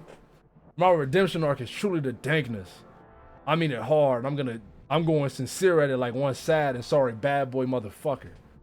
From this day front toward, I plan to get my pledge on to be a changed clown. Truly a new ass motherfucker. Thanks to my new friends. Bravo. Fuck yeah.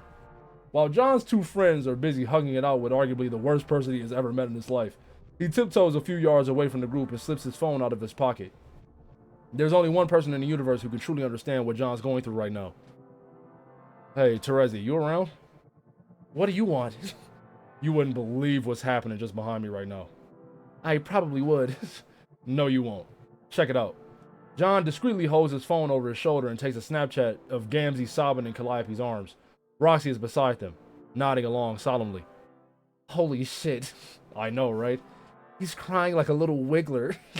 Go over and give him a kick in the copies for me. I can't.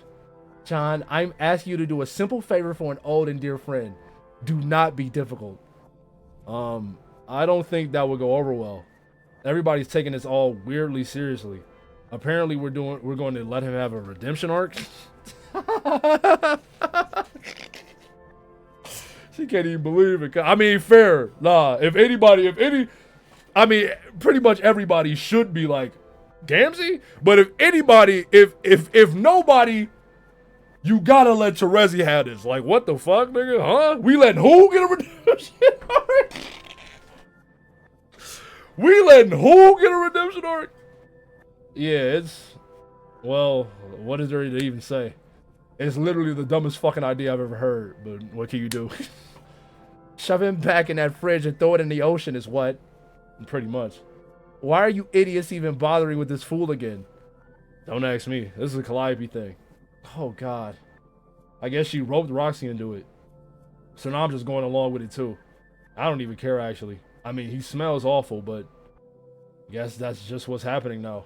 The asshole clown is back. Life goes on. Now, let me see. What's the pen?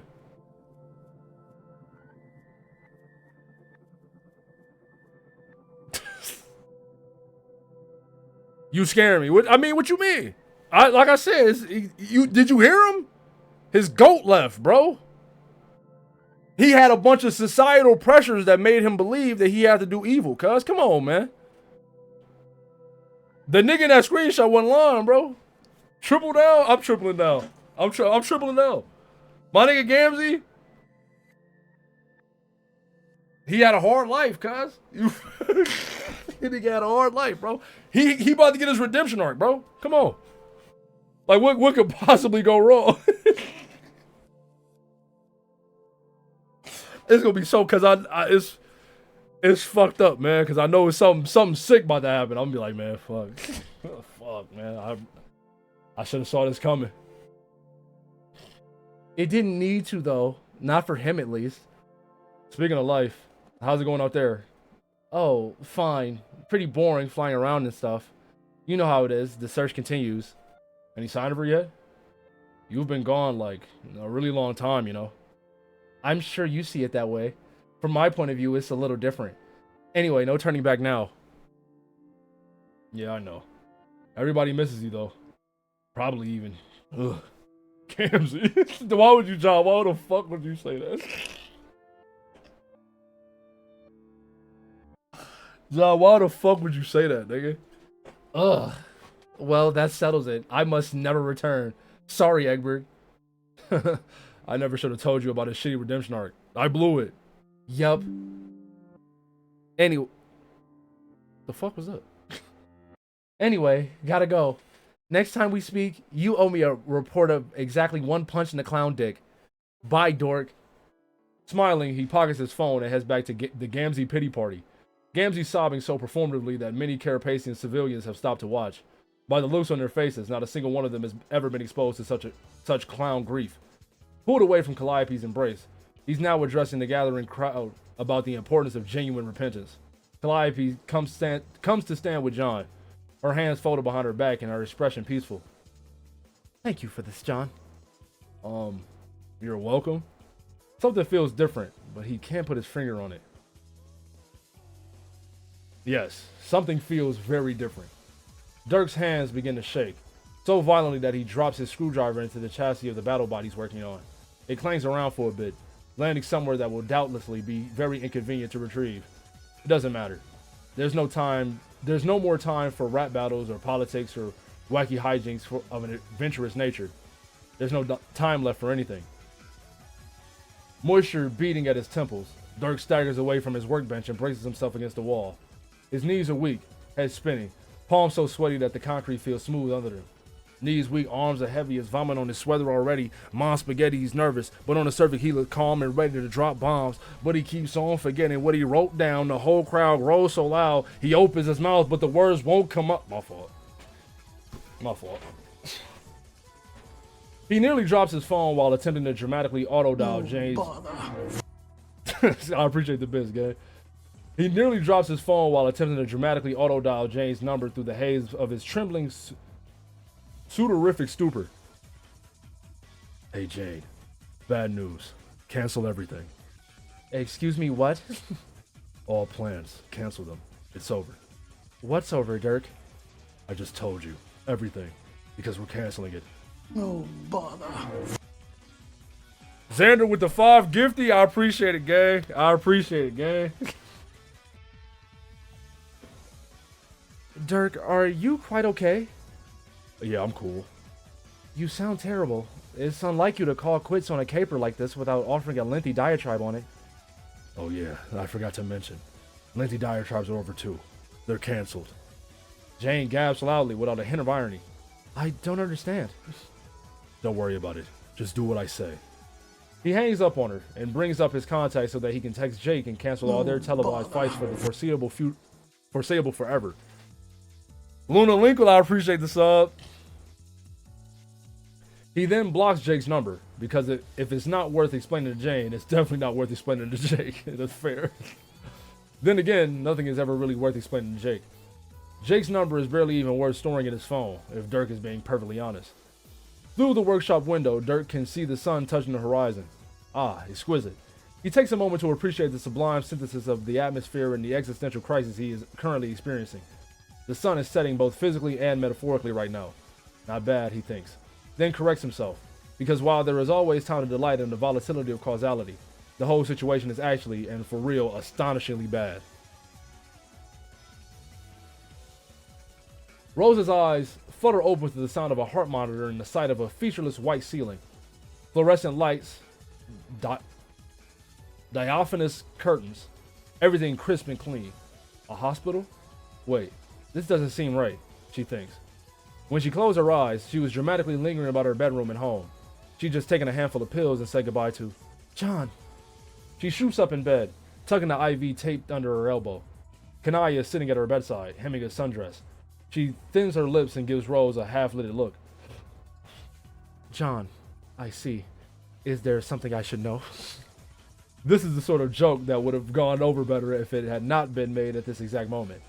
With all the distance between them lately, Kanaya's jab lands like a rock plunging into a stagnant pond. Instinctively, Rose raises her hand to her forehead, but there's no pain there. Her head is the clearest it's been in months. Kanaya, what happened? Kanaya throws her sewing project aside and sweeps in close, wrapping a cool palm around Rose's arm. Her voice quakes but retains most of its porcelain decorum. I came home and found you passed out in front of the load gaper. Your skin was freezing, and you were barely breathing. Oh. The doctor said that your heart rate dropped below 30 beats per minute, which, as I understand, it is somewhat dire. I see. How are you feeling? Damn. Rose considers this for a very long time, eyes fixed on the window at the other end of the room. The night is dying behind the thin pale curtain. She can barely see the moon. I feel... She looks back to Kanaya, eyes wide and bright. Kanaya, I feel fine. Serpent with the 10 gifty? I appreciate it, gay. I appreciate it. I'm not complaining. What's up with all the gifties? I would not to be surprised. Like, damn, where all these gifties coming from? I appreciate it, though. I appreciate it. What did Koff say, man? Oh, that's you, man. I don't care. I don't feel as strongly about Grimdorks, but like, fuck it. You know what I mean? Talk your shit. It's been such a long time since she felt anywhere in the same ballpark as fine that it's almost an out-of-body experience to say the word. She feels giddy. No headaches. No headaches, no visions, nothing at all. Wait. Is John okay? Where is he? Did he leave? Leave? Oh no, John's fine. He didn't go anywhere. Except, I suppose, to leave his house for once. Multiple days in a row, even. Rose shuts her eyes and takes a deep breath. For some reason, she's never felt so relieved in her life. She thinks about what she was about to send John off to do, and her feelings of grim urgency surrounding the matter. And yet, for the life of her, she can't bring herself to care about whatever it was she felt so direly important about his decision. All that matters to her now is that he's safe, in good health, and spending time with those he cares about. And apparently, due to a perfectly inexplicable turn of events, so is she. Over here at the Fortune Ramen channel, they're all rosy shippers on God. No, you too. Matter of fact, Koff was in the Discord. Koff don't usually, for those who don't know, Koff don't usually talk in VC, right? I swear, she unmuted and out of the VC was calm. We was all just listening to music off the music bite. Koff unmuted and she said loud as fuck, "I love Rosie," and then muted again. I was like, what the fuck? But I see, I'm saying cactus.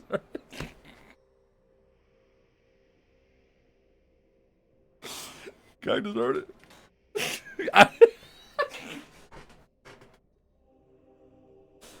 I'm telling you, man, shit, it shook the planet, shook the whole world, man. I was like, damn. Don't you remember? Don't you remember? Come on, Lightning, don't you remember? You was there too. Okay, Mom. What was it?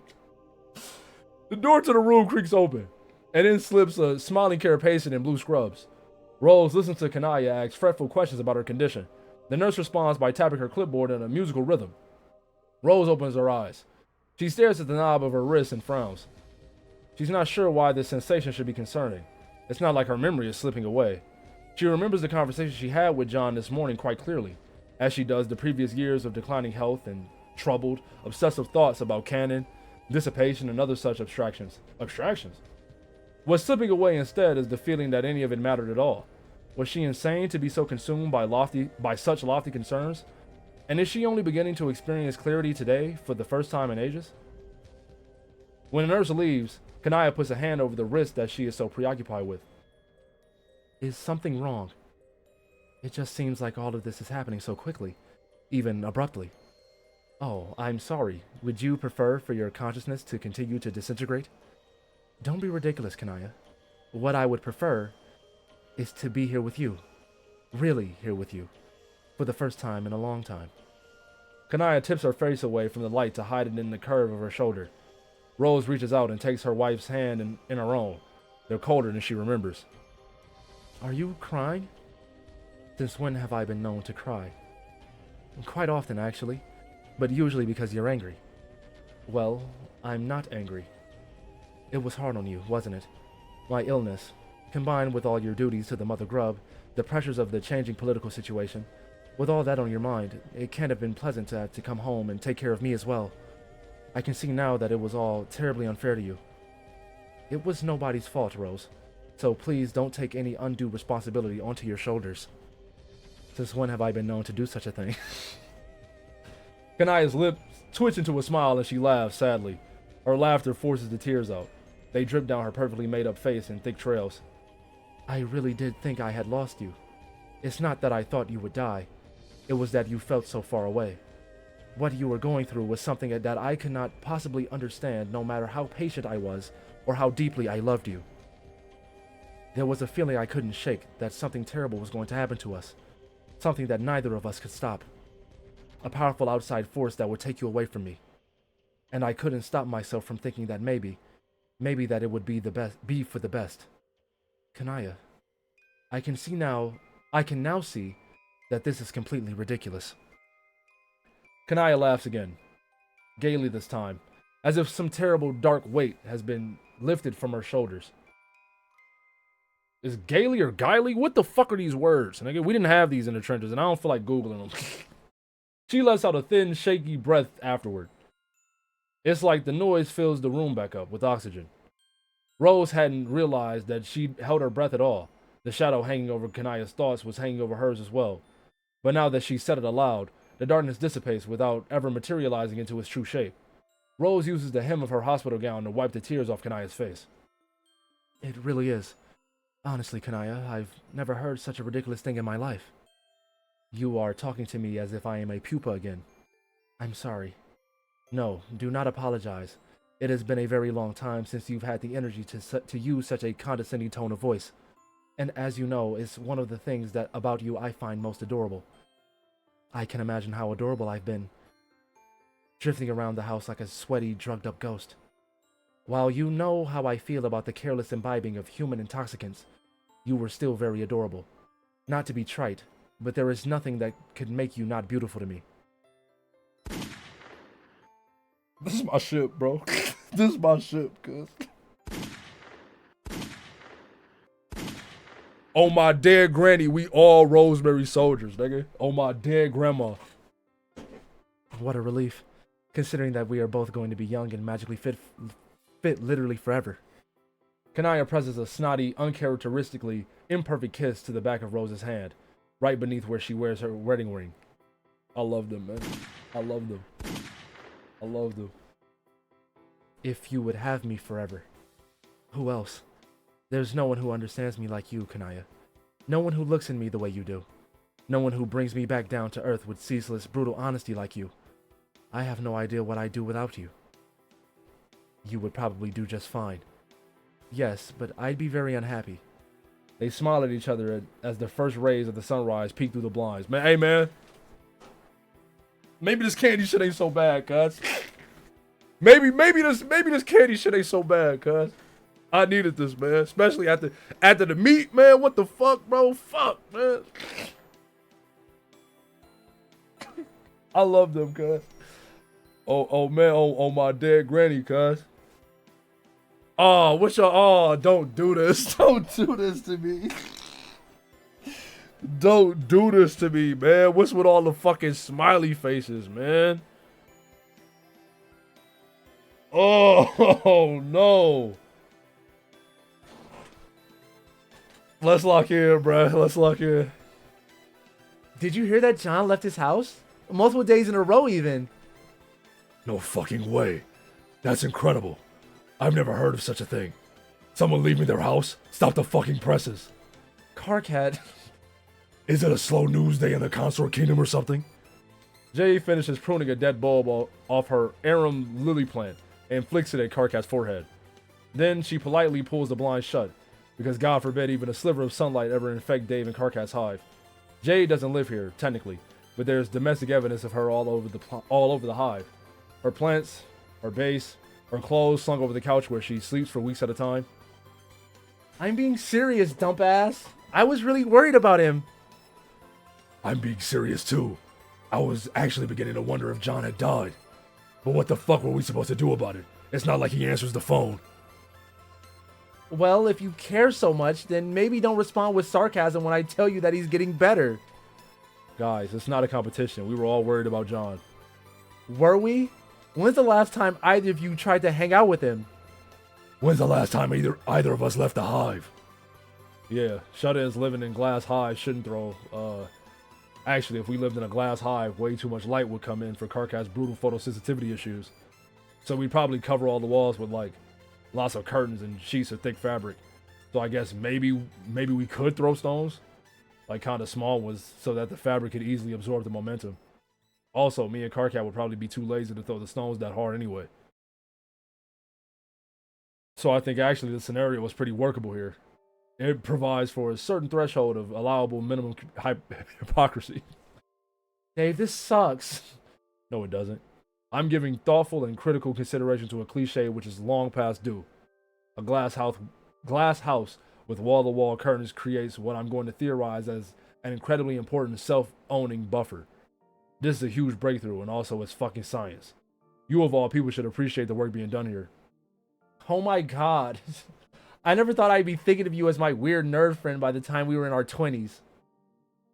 Yeah, well, I never thought you'd be like the premier woo girl on the planet. What are you even doing here with us? Don't you usually spend your weekends at 48-hour interspecies raves or doing Arctic expeditions with Jake or whatever? Those two things are not always mutually exclusive. No, deadass. Jay floats over to the couch, shooting her two besties a salacious smile. She taps Carcat on the nose as she passes by. I'm just enjoying my youth. You could be enjoying it too. She retrieves one of her bras from where it's hanging over the back of the couch. She starts changing it right there, doing that mystical sleight of hand girls seem to be born with the knowledge of, where the bra goes off and then on again without the shirt being removed. Jay doesn't exactly have the best understanding of interpersonal boundaries, having been raised mostly by a dog, but still. It's a weird, intimate, and uncomfortably close to sexual thing to be doing in front of other people. Dave and Carcat share a vaguely mortified look. You know, I just imagine Dave and Carcat hitting that one, the one panel from Deltarune of Susie. Of Susie and Rousey. Yo, somebody should draw that. Somebody should draw that, man. Somebody should draw this whole scene like the scene in Deltarune. My fault, guys. Jay sort of lives here, but she doesn't that sort of live here. But seriously, what do you two even do hold up in here together all the time? Carcat snorts, still pointedly not looking at her. Oh, I'm sorry. Have you not seen Dave's ill-begotten art empire? He's got his opposable digits stuck in so many double-stacked hustlofs that even I don't know all his pen names. Okay, so that's what Dave does. What do you do? Jay puts her feet on the floor and pads over so she can sling her arms over the back of the couch and lay her cheek on the cushion. The look she gives Carcat is just shy of devious. Carcat defensively scuttles to the other end of the couch, where he ends up pressed flush against Dave's entire left side. Sit around and play video games all day? Hey, that's not the only thing I do. I've done laundry. Once or twice. Also, what humans refer to as groceries. I do the groceries. That's not a fucking figure of speech, man. You don't do the groceries, you go out and buy them. And even then, you don't actually do that. Like fuck, Dave puts both hands over Carcat's mouth and does a staged whisper over his shoulder. He means that he uses the alchemizer in the basement sometimes. Whose side are you on? Oh, and when he's in a bad mood, he'll go yell at trolls on the internet. Not like trolls as in the troll species, I mean. Literal trolls who talk shit online. I don't know. A bunch of them could be actual trolls, I guess, but not strictly. Dave, don't fucking tell her about that. Dave reaches around Karkat's face to give him a gentle poke in the cheek. He keeps his finger there longer than strictly necessary, smiling the noticeably restrained smile characteristic of Striders. The expression is so warm and blatant that it can't help but draw Jay's attention. She frowns and pushes her glasses up the bridge of her nose, making some quick calculations in her head. They're so obvious, she thinks, and yet here they are, virginal losers who are performative about sitting exactly a foot apart whenever they're in public. It's so pathetic it makes her want to howl at the moon in sorrow. What she's planning isn't a seduction, it's a public service. What is she planning exactly? Why not, dude? I think it's cute. He's on all the major political sites, of course, but he spends most of his time going after people who leave abusive comments on my Sweet Bro and Hella Jeff posts. Like he's got a whole complex network of burner accounts and sock puppets on my homepage set up for every possible scenario. Jesus Christ. It's incredible. It's incredible. He's driven at least 10 people off the site by creating thinly veiled parody accounts with their usernames. Stop talking about this. My exploits are heroic. Go absolutely fuck yourself. Karkat, shush. I'm so proud of you. Couldn't have done better myself. Well, I mean, I definitely could have, but I have better things to do with my time. Thank you, Dave. That was heartwarming and not even a little bit embarrassing. Consider my honor undeniably defended. Actually, Karkat, it's more like you're the one defending his honor. That's so cute. A knight white knighting for another knight. Dave is like, Karkat's your adorable little house husband. What the fuck is a husband? Dave unpokes his finger from Karkat's cheek and tries to shimmy some space between them on the couch, but there's nowhere to go. Karkat is sandwiched between him and Jade, who is reaching out to put 2 fingers of her own at the center of his chest. She bounces them there a few times, enjoying the way troll skin is just a bit thicker than human skin, taut like a membrane over a poorly maintained drum. A husband? She begins walking her fingers up the length of Karkat's sternum. Karkat knows damn well what a husband is. He's been force-fed enough bad movies from Dave to pick up any human euphemism you can name. He still plays dumb sometimes, for comedic effect, to irritate his friends, or to simply avoid a topic of conversation altogether. If he'd known it would only fan the flames of discussion in this case, he would have kept his mouth shut. A husband is a little like what you both do already, only with certain benefits. Her fingers reach the hollow of Karkat's throat just in time to catch him swallow. He starts to sweat.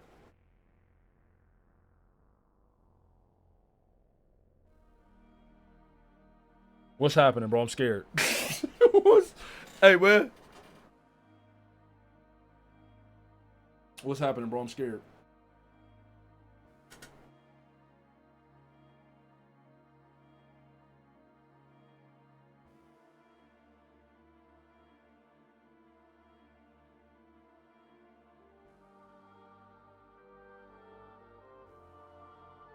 Give me a minute, man. Just give me a second, man. Give me a second, man.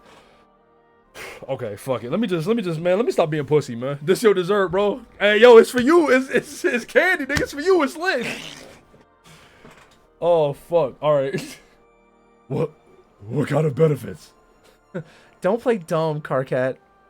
Jay, dude, come on. Leave him alone. Jay does not come on. She glides her fingers up or under Karkat's chin so that they can rest on his lips, which are a little. I don't know why that made me laugh. Yo, get this nigga Karkat some Carmex, man. It doesn't take much work to pop them open and slide both fingers.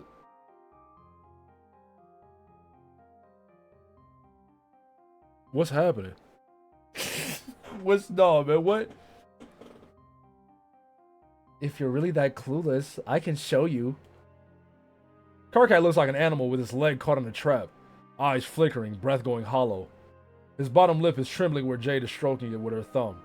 It would be pretty easy to mistake his reaction for arousal, so it's understandable that Jade is extremely surprised when Karkat snaps his jaw shut and chomps down on her head. Ow! W. I was getting uncomfortable. I mean, I could change the stream title, but fuck it. She flies back, literally, spiraling up towards the ceiling so fast that her skirt puffs up and She gets all tangled in her clothes for a few seconds. She clutches her wounded hand and glares daggers at Karkat, ears flat under her long, dark hair.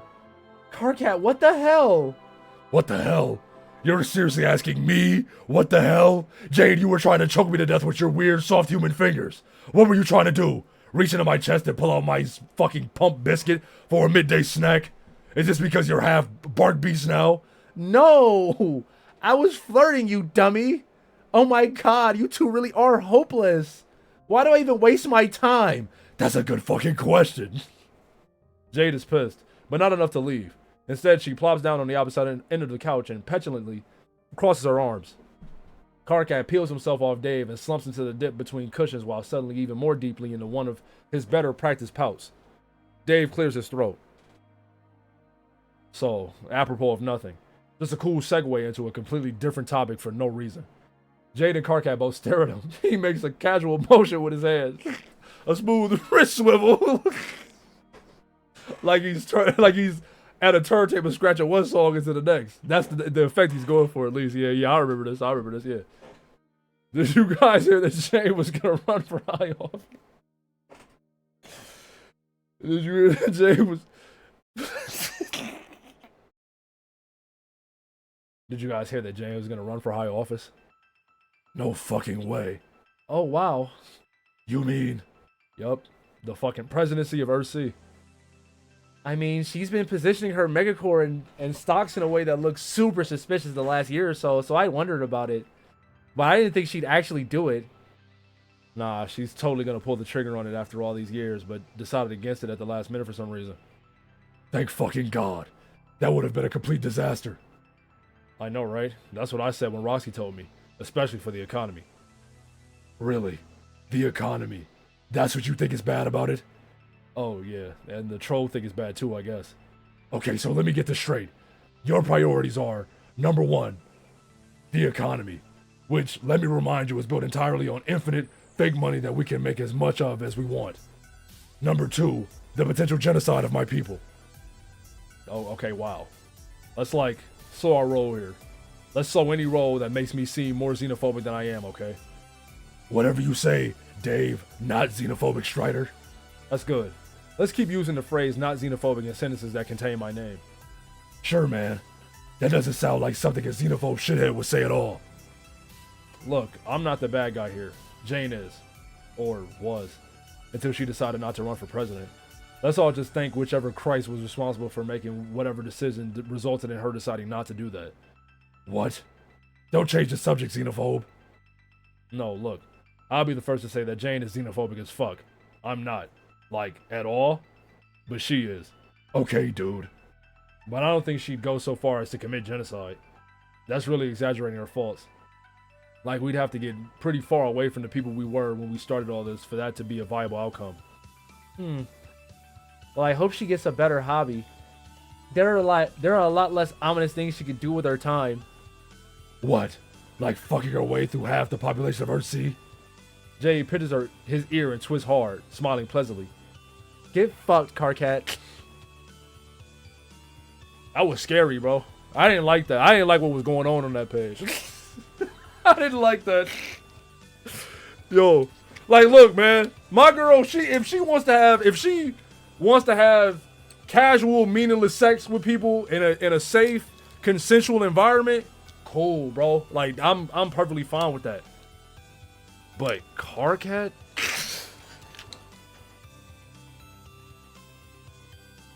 Yo. Karkat? I don't know, man. I don't know. I just don't know. And Dave, but Dave is less bad. Not to say that he's still bad, but Karkat? Karkat though? No one is answering the door to Jake's mansion, so Jane lets herself in. There is almost no crime on Earthsea, and so almost no one locks their door. In fact, most doors do not have locks, which has been terribly unfair to the struggling locksmith industry. Once at John's 18th birthday, Dave Strider engaged Jane in a shockingly aggressive debate about the economy in which he accused her of supporting neoliberal corporate welfare for pointing out this exact problem, which was, well, such a baffling incident that Jane is still thinking about it at absolutely random intervals 5 years later. She has an honorary business degree from almost every university on the planet. Dave hasn't even finished middle school. I mean, why would you? What does he know about the effective and ethical rigors of corporate bailouts? Well, Jane thinks with a heavy sigh. Now that she's not running for president, it doesn't really matter, does it? Jake? Jane feels rather like a princess in an animated film with the way her voice echoes up 3 flights of circular staircase. The mansion is dark and cramped. Tall, narrow halls, Gothic arches, rooms stuffed in all corners with kitschy junk. Jake has a taste for velvet paintings and faux antique candelabras, which mesh less than harmoniously with the backdrop of his paisley wallpaper. Blue light filters in from the stained glass windows on the top floor of the foyer, where depictions of cerulean sirens lounge against surprisingly tasteful modernist backdrops. Jane calls his name again, lifting her skirt so that she can climb the stairs one step at a time. From the second floor, she hears a sudden and awful noise, boots scrabbling against wood, glass shattering, hard objects hitting the wall, and the unmistakable roar of a rifle firing. She sprints the rest of the staircase and runs down the hall, clap, clap, clap, clap, in her expensive but understated kitten heels. Jake, where are you? The big oak door at the end of the hallway swings open, spilling orange lamplight into the darkness. Jake steps out, looking ruffled but handsome in corduroy shorts and a dress shirt buttoned up to mid-sternum. There is a smudge of gunpowder on his cheek. His whole face lights up when he sees Jane. Oh, Jane, how unexpected. Are you all right? What? Oh, of course. Why wouldn't I be? I heard a horrible noise. What was all the racket? Oh, this? Jake grins and holds up his rifle, which is still smoking from the muzzle. Just a little morning target practice. He kicks the door all the way open behind him to show what's up. A circular sitting room festooned with Christmas lights and paper targets, all of which look as if they've been hit many times with bullets. There's a battle bot hanging out by the fireplace and surrounded by a sea of broken glass. You do this? Inside the house? He looks at her like she's the stupid one. Well, of course, Jane. Where else would I do it? Bringing this operation outside would only startle the neighbors.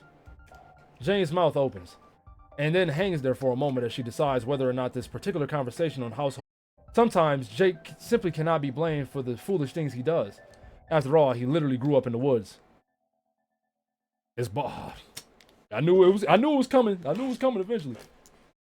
Instead, she enters the room and takes a seat in one of the ostentatiously cushioned bergère chairs, careful to step around the puddles of cracked glass. I must ask, Jane. It seems that you are rather frazzled. Yo, Dennis is frazzled. You know we out here with the fraz. Yo, that's actually a queer term. Yo, that's one of my favorite fucking TikToks.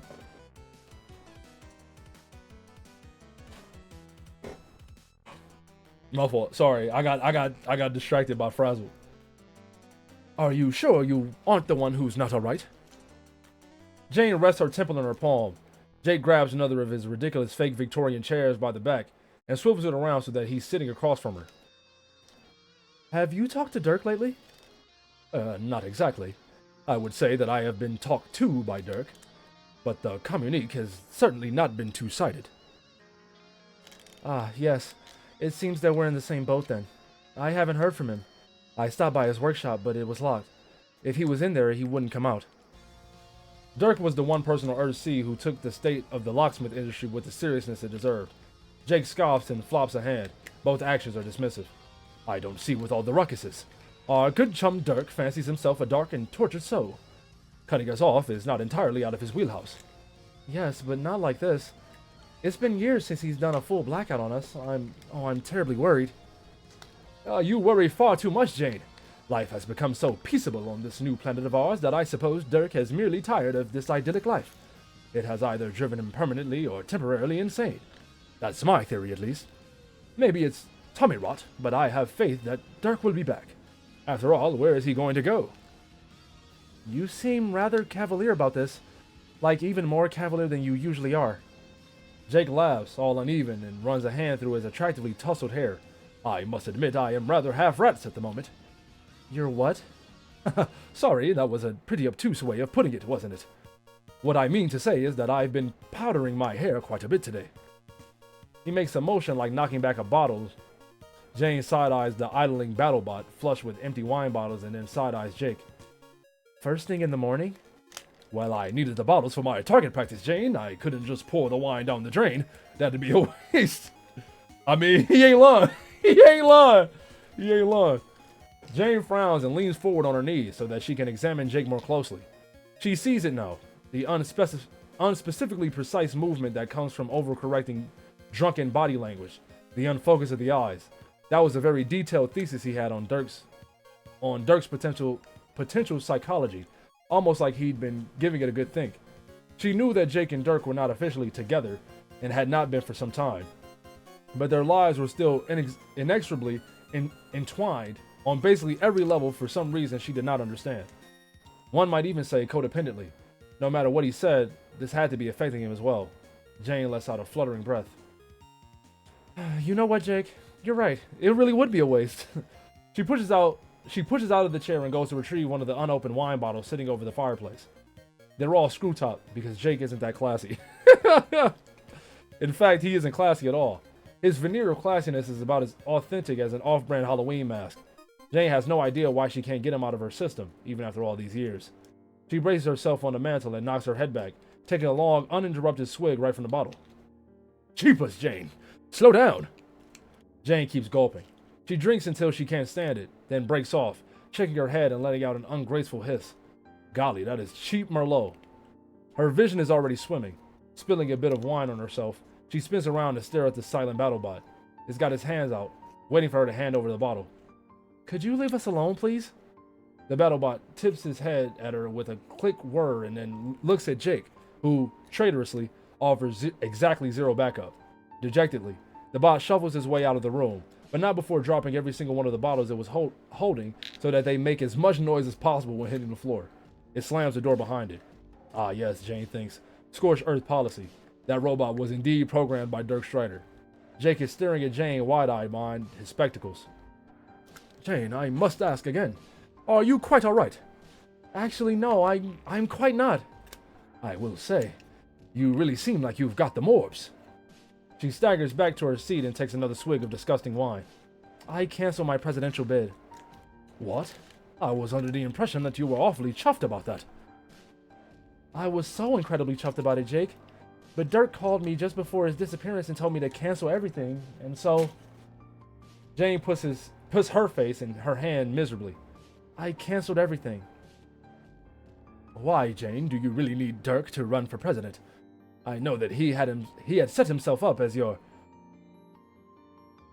plenipotentiary, but it seems to me that you have everything you need to win the day without him. Jane looks up at Jake from between her fingers and under her bangs. Well, yes, I suppose that I could run a successful presidential campaign on my own merits, especially since Dirk and I developed most of our strategy together. But now that I've pulled out, I can't just go back and tell them I've changed my mind. That would be so embarrassing. It would make me look wishy-washy. I can see the headlines now calling me a terminal flip-flopper. Also, somehow it just doesn't seem right without Dirk. Jake pries the wine bottle from her hand gently. He takes a drink from it less gently. Dirk has that manner about him, does he not?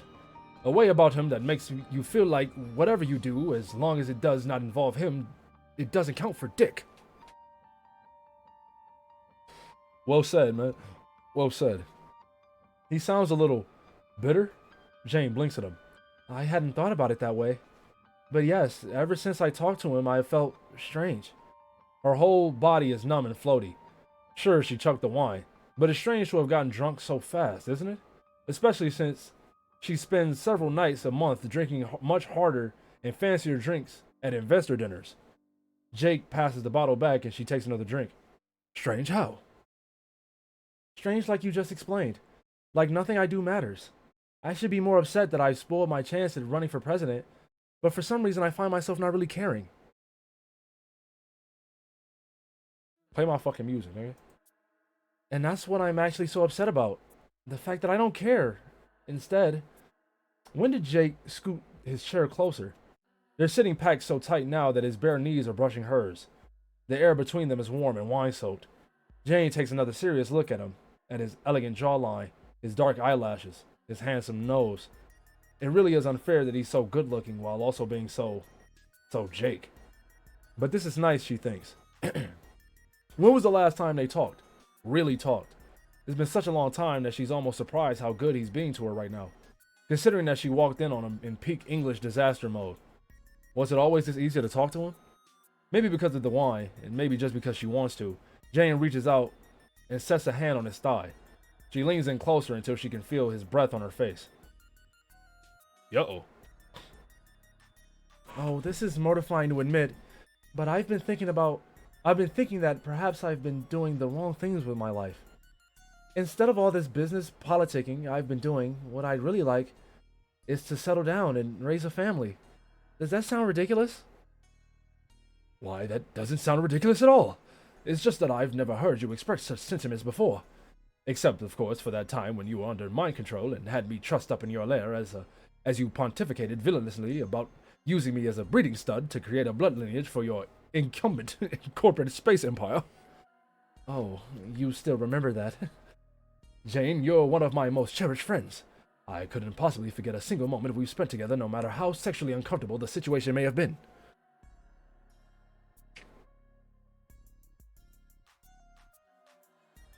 Jane feels herself turn red.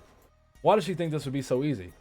Jake English was kind of a slut, true, but also, which is crazy. You shouldn't say that. But also, their relationship was an emotional minefield. She slides her hand down to cup his knee, rolls her thumb into the dip of the joint there, and tries to remember the drunken advice on matters of seduction Jay gave her once when she was foolish enough to take a weekend off and go on one of her and Jake's expeditions. She can't for the life of her remember the substance of any of her lessons though. Jake is still staring at her, drunk and enraptured. She ventures deeper into his personal space. Well, Jake, it doesn't always have to be that way. Putting business first, ignoring the good things in my life, chasing profit, I'm sick of it. I think that I could be loving. I could be a good wife. For the kind of man who needs a good wife in his life.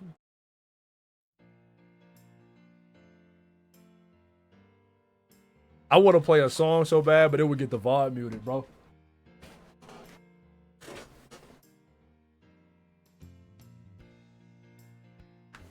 I really want to, man. No, I'm. It's a dumb bit, and I'm not playing it. It would get the VOD muted, so I'm not doing it. Like, say, an eligible bachelor with 100 empty rooms in his house and no one to help clean them, who has been recently and mysteriously abandoned by his long-term companion or whatever he was. Someone handsome and lonely, and who knows me well enough that we need not fear showing each other our less savory sides, such as being drunk at 9 in the morning. Oh, Jake, isn't that the dream? Jake slants close, casting a shadow over her face. His eyes are so green, and they're glittering with naked adoration.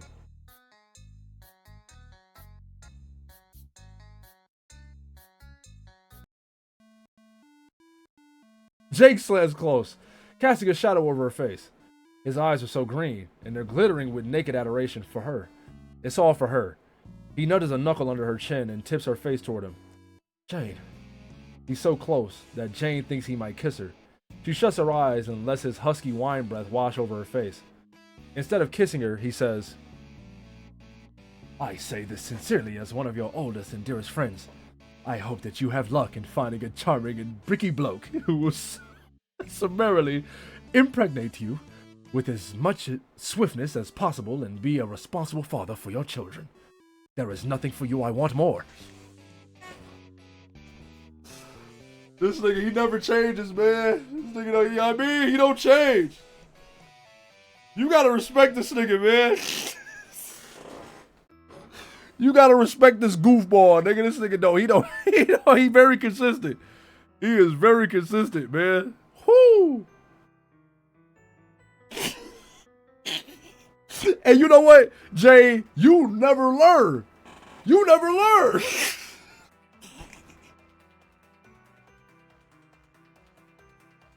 Oh my God, man. It's so fucking funny, man. I low-key wish, hey man, I said this before. I like the fucking like the just full dialogue and narration format of the epilogues, like how the way it's written, as not compare, because obviously I like both, but as opposed to the regular Homestuck format of there being the pictures and the flashes and shit. But low key, I wish just this page. I wish this page had pictures. I wish this page had pictures, man. How you lose a chest to a dog again? Like I'm saying, like, because I just know in her head she thinking, what the fuck is this? All right, man. Jay's mouth drops open. What was she expecting? But Jake doesn't register her mortification or frustration either. He just keeps smiling and gazing into her eyes, warm and drunk. Well then. With a deep sigh, Jane shoves Jake off of her and stumbles back to where his horrendous tasting wine is stored. She pops open a bottle of briny smelling Moscato and tips it back. This embarrassing encounter isn't going to forget itself. True.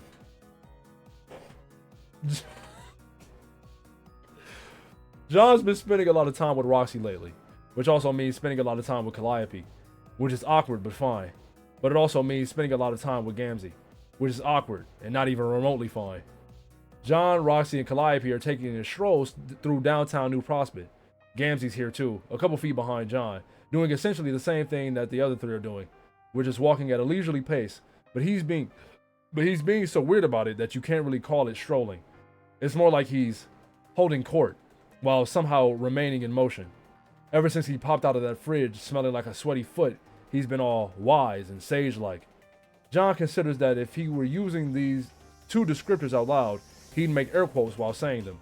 He then say Gamzee's acting almost like a priest, which is a word he would also make air quotes around, due to how insanely full of shit John still believes him to be. Roxy and Calliope, however, apparently do not believe him to be full of shit for some reason. Isn't this nice? Huh? Gamzee is leading a line of adoring Carapacians trailing behind him, telling them stupid fake Zen stuff like, you gotta stop to smell those speed fronds, my dudes.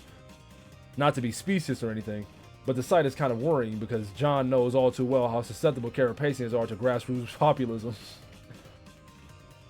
He has it on good authority that virtually any schmuck can blunder into a crowd of them, say a few inspirational words, and incite revolutionary fervor amongst the masses. John tries his best to ignore it and walk ahead, but Roxy loops her arm around through his and pulls him back. We're here, check it. Where's here? Me and Callie's fave cafe. It's a nice place. Big oval windows, flowers on all the tables. It's got a Frenchish aesthetic. John says ish because everything on Earthsea is sort of ish. Alternian-ish, Durst-ish, Japanese-ish.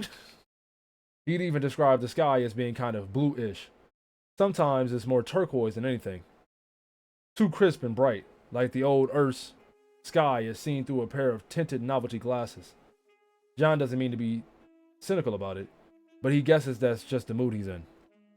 Maybe it has something to do with the fact that Calliope insisted on including an unbelievably smelly clown on an otherwise perfectly pleasant stroll. That's it? We're going to a coffee shop? I got out of bed for this? LMAO. Oh, John, you're so funny. No, seriously, Roxy, I feel like I haven't left my house in years. And with all the stuff that's been going on, like Rose's illness or that stuff about the political situation, is it really a good idea for us to be having picnics and going out to coffee shops? Oh, John, don't worry so much about things that you have no control. There's no point in worrying about these again, Fix. No point worrying about these again. My fault. That's been in my head. Yo, that shit has been in my head for like 3 days straight, cuz. Shit about they about to psyop me into watching that shit, nigga. I can't pick up another anime, bro. I got too many fucking shows I need to finish. Like I said the other day, it's time for us to leave ugly things behind us. Yeah, for real, John. Can't you just enjoy what a beautiful day it is? I know I'm enjoying it, since I got to spend it with you like I've always been wanting. You have? Yeah, duh. She tugs him against her side and rests her head on his shoulder. She's a bit taller than him in her nice shoes, so it's kind of awkward. Feels uncomfortable to him, and looks more so for and looks more so for her. But he's enjoying the attention. Sort of. He missed her the way she used to be, when the two of them were close as kids. She's laying it on a little thick for his benefit right now, and while he can appreciate that, it can be difficult to rekindle a friendship after it's gone cold for a while. John wishes the rekindling period would hurry up and end already so they can just go back to shooting the shit like normal. Roxy drags him into the cafe. Calliope doesn't follow them in, for reasons he can only guess at. He catches a glimpse of her through the window, a little forlorn, Gamzee at her side like a faithful dog. He can't hear what they're saying. Outside, Calliope clasps her hands and directs a wistful expression through the cafe window, foot traffic splitting lazily around her and Gamzee as they stand in the busy street. A high noon, her little body casts almost no shadow on the cobblestone road. What's shaking, sis? You look bummed all the fuck out. How can you be feeling down when we getting all redeemed and shit up in here? Oh, it's just...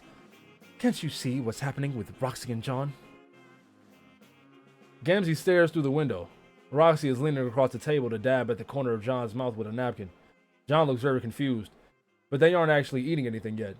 Gamzee stares at this for a very long time, his mouth lolling open as he contemplates what is transpiring with the closest facsimile to wisdom he can muster. He puts one of his huge hands on Calliope's narrow shoulder, all comforting like, "Oh yeah, for sure your girl Roxy is all globes deep in that dude's dank nook." Yes, and while I can't say I didn't see this coming, it's all happening so fast. I thought for sure I'd have more time with her. What a motherfucker like me to... Gamzee leans in so that his face is level with Calliope's. His grin shows every single one of his teeth. Miraculously, his breath smells worse than his body. Motherfucking do something about it. Oh no, man, no. What you, hey man, hey Gams. We good, bro. We good, bro. No, Gamzee, no, please, it's fine. I might be sad, but John has made his choice, and we must all live with the repercussions of that. I'm sure that Roxy will be very happy with him. We're all going to be very, very happy. I truly believe that.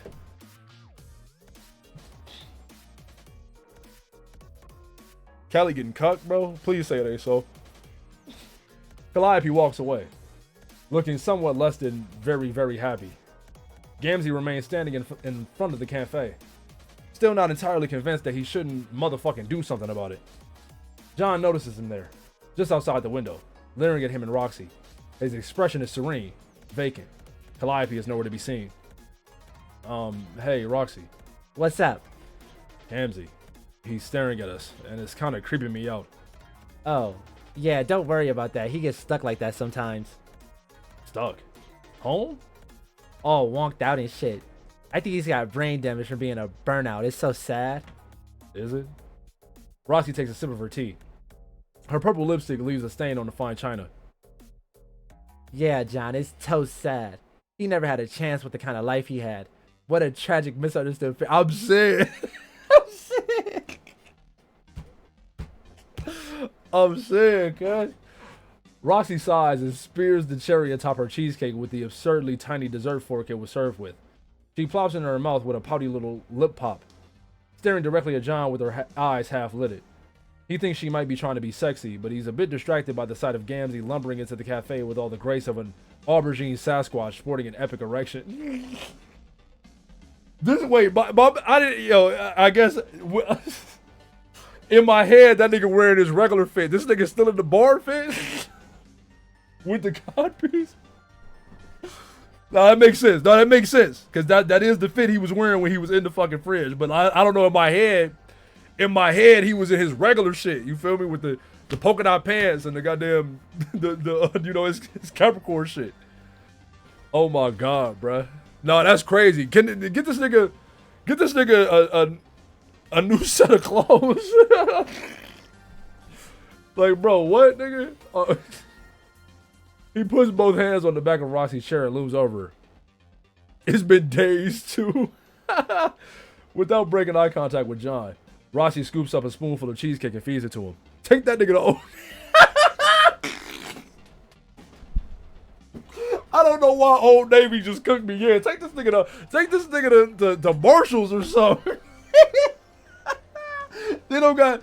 Hey, man, they ain't got Burlington or Earthsea, man. They ain't remake Burlington in that motherfucker. What the fuck? Without breaking eye contact with John, Roxy scoops up a spoonful of cheesecake and feeds it to him. Hey, Roxita. Hey, Gams, what's shaking? Callie went all running off. Ugh. Aw, hope she's feeling alright. She's motherfucking fine. She says some noise about cause of what John did. We're all gonna be one happy family of fucking ninjas for motherfucking ever. Yo, cuz, I'm dead serious, cuz. You can't be talking like this, nigga. You dead ass cannot be talking like this, nigga. What? Gamsey, you're one silly dude. To be honest, I'm pretty psyched to see you going through all this redemption shit. I bet you're gonna make a baller part of our greater ensemble if you're given a chance. John attempts to furtively gesture his disapproval with the entire situation toward Roxy by vaguely swiping his neck in a swiping his neck in a horizontal direction with his fingers. But she doesn't notice. Instead, she puts her fork down, slides her chair out, and springs to her feet with an abundance of this newfound enthusiasm he's been struggling to understand. BRB, gonna hit the ladies' room.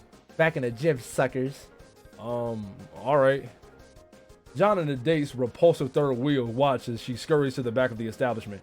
The moment the door to the bathroom closes, Gamsey lumbers into a sitting position across the table from John, without the slightest deviation in his heinously awkward comportment. He puts his forearms on the table in front of him, folds his hands, and gazes into John's eyes with what he has come to identify as Gamsey's signature brand of false serenity. My fucking guy. My dude and my ninja alike. Who wrote this? Hey, who wrote this? My horn dog. My horn to the motherfucking dog. Waiter, waiter. Check, please.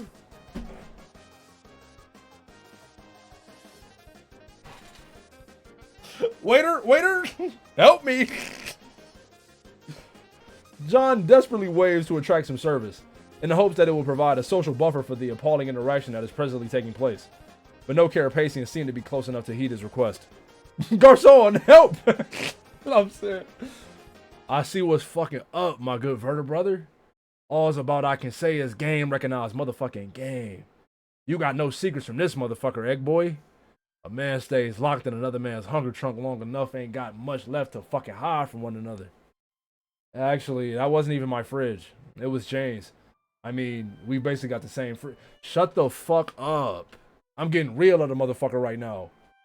I've been redeemed, yo. I said my sorries and redeemed the shit out of myself. Didn't you see? Yeah. So it's incumbent on a motherfucker to spread the redemption. You should get your redemption on too, my choices of dudes. My dankest of dogs. See, a motherfucker knows. You got this. Hey, man, you can't. Hey, bro. You got this on a rope. It's time to pull her into your tent. I can smell it on you, brother. You've wasted years letting this Yo, cuz. Nah, chill, bro. He's still new to this, man. He just stopped being evil. Relax on, bro. Relax on, cuz. This is the start of his redemption arc, bro. He's still a little fucked up, man. He's just a little fucked up. You wasted years letting this premium hoe slip through your fingers. Less fucking constable than any cruise stunt I pulled in my day, I must tell you. I don't know about that, cuz. I don't know about that, cuz. I don't know about that. Are you sure about that, cuz? Are you sure about that? A capital motherfucking crime to be squandering earth pussy like that.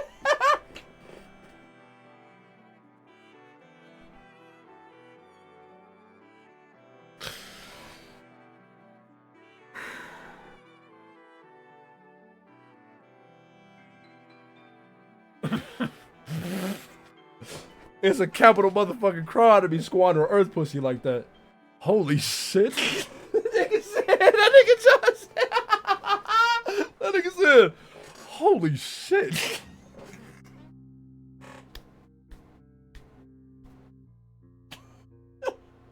That nigga John's so confused. He's like, what the fuck is happening right now? Waiter! Waiter, can I get the check? Where is the waiter in this motherfucker, man? God damn. Oh my God. But I'm all getting your back here, bro. I can be your wingman in this carnal fucking caper. I can help a little like you romantically redeem his sorry ass. Let a motherfucker help a motherfucker out. Her popcorn skill is piping hot for you already. You just need a tight and loyal boy like me to start shoveling in the corn. What are you talking about, nigga? What are you saying to me, nigga? Hey, Gams. Hey, Gams. Hey, Gams. Get the fuck away. Get the fuck away from me, cuz. This your man. Hey, man. He new here, bro. He new. This is his first time on Earth. It's only his third day out here. He don't know. It's only his third day. Thinking it unwise to break eye contact with this lunatic, John nods very slowly as he listens while taking a secret snap of his ghoulish face to send it to Rezi. Before John submits, he tags the photo with a message. I absolutely fucking hate this. I heard you grew up with him, y'all chill. That was your man, that was your boy. No, chill, man. Chill, man. That nigga, hey man, that nigga John said, holy shit.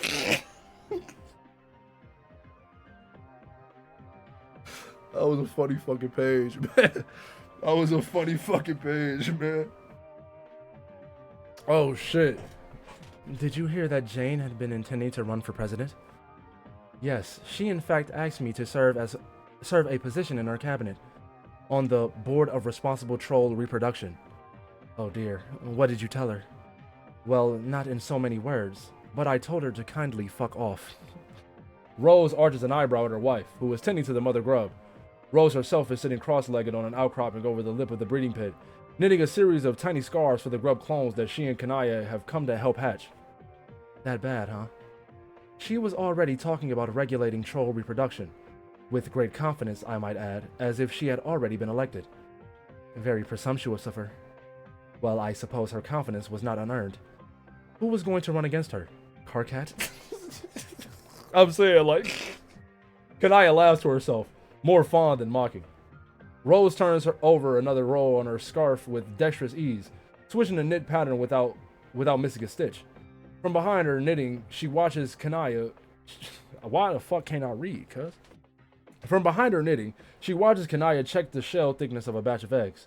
Her wife is luminous in the early morning light, her rainbow drinker's skin soaking in the pink light and reflecting it back like the inside of a snail shell. I don't think Karkat would be such a bad candidate, actually. Depending on certain factors, I mean. I am assuming that in this theoretical scenario, Dave is handling the economy. Oh, of course. Okay, in that case, it might have all worked out in the end. Doubtlessly. I have great faith in Karkat and always have. However, I also am not certain that he could step out of his hive without catching on Swiffer, could you not swift the mother grub so vigorously? Oh, sorry, ma'am. Or Swifer? Swifer Eggmop is Kanaya's overeager but well-meaning J-blooded assistant. She talks a little like a parody of a 1920s newsboy archetype, which Rose can only theorize has to do with Jane's influence on the culture. What the fuck kind of... I don't know what voice they mean, man. Like a 1920s newsboy? Like, extra, extra, read all about it. Like... Swiffer like the bride, maybe. Shit. Swiffer Eggma, what the fuck kind of name? Just trying to get her all nice and clean. I heard the new prospect hornographer's coming by later to scoop out some pics. I don't know, I'm trying my best, man. Who the fuck is this nigga? Where you come from getting dialogue and shit?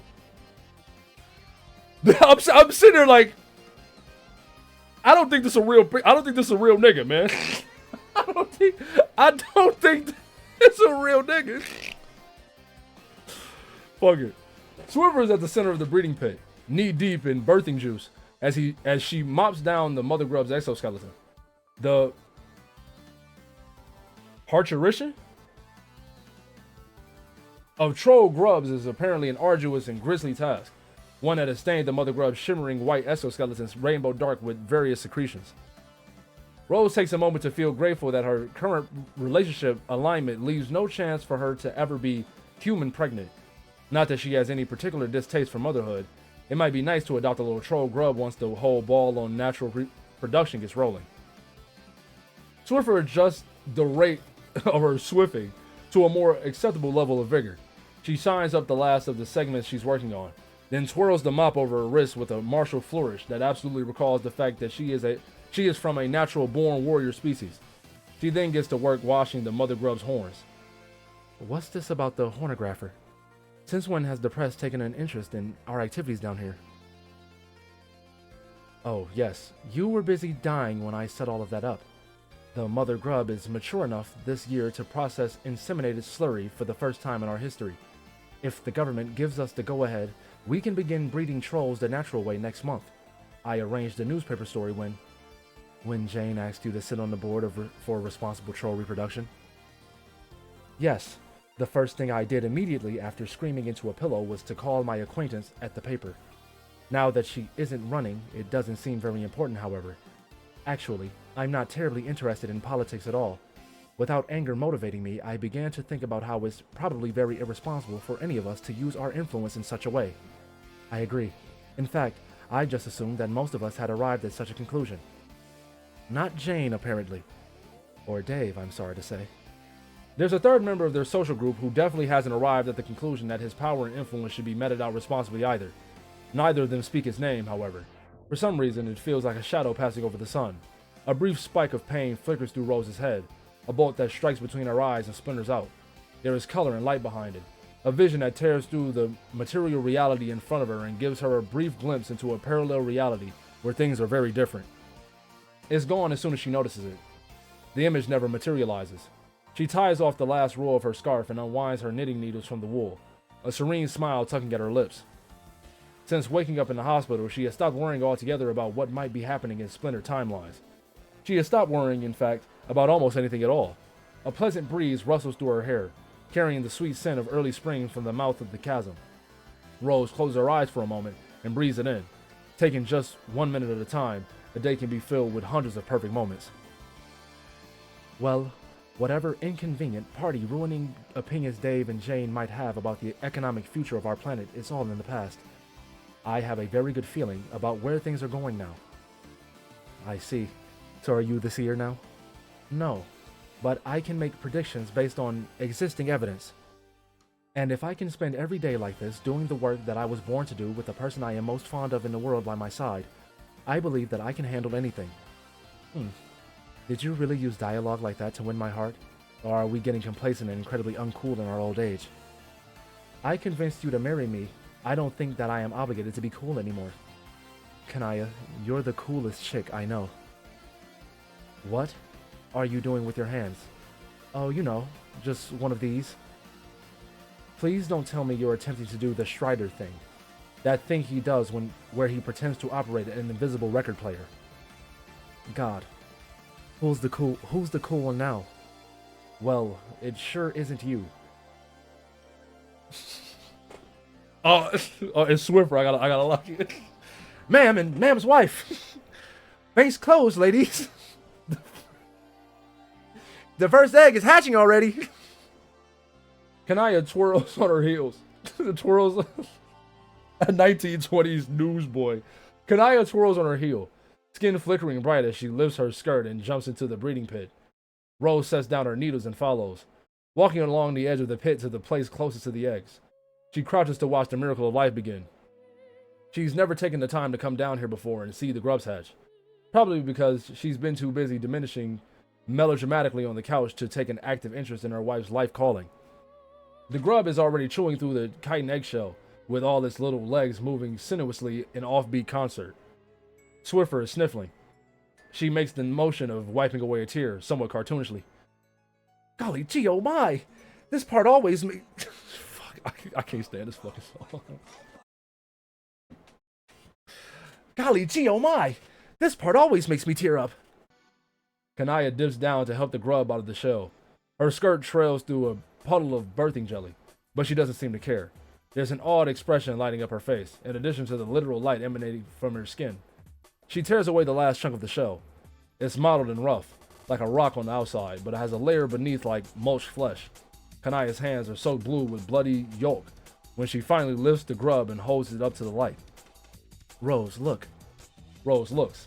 All troll grubs appear kind of samey, but this one has a familiar look about her. Asymmetric horns, one crescent, the other harpoon-like. A musk mane of hair and a mischievous glint in her beady little eyes. Particularly the one with 7 pupils. Oh.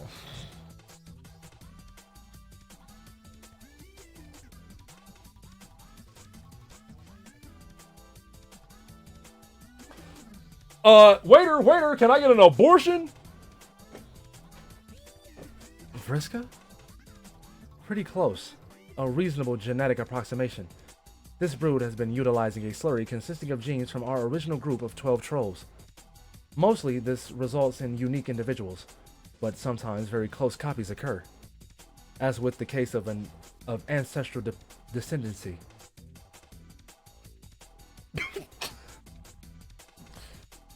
So, Vriska would be this troll's ancestor? Yes. Wow. Rose, I think this is a sign. A sign of what? Haven't we been talking about adopting a grub? Y'all gonna adopt Hitler Jr.?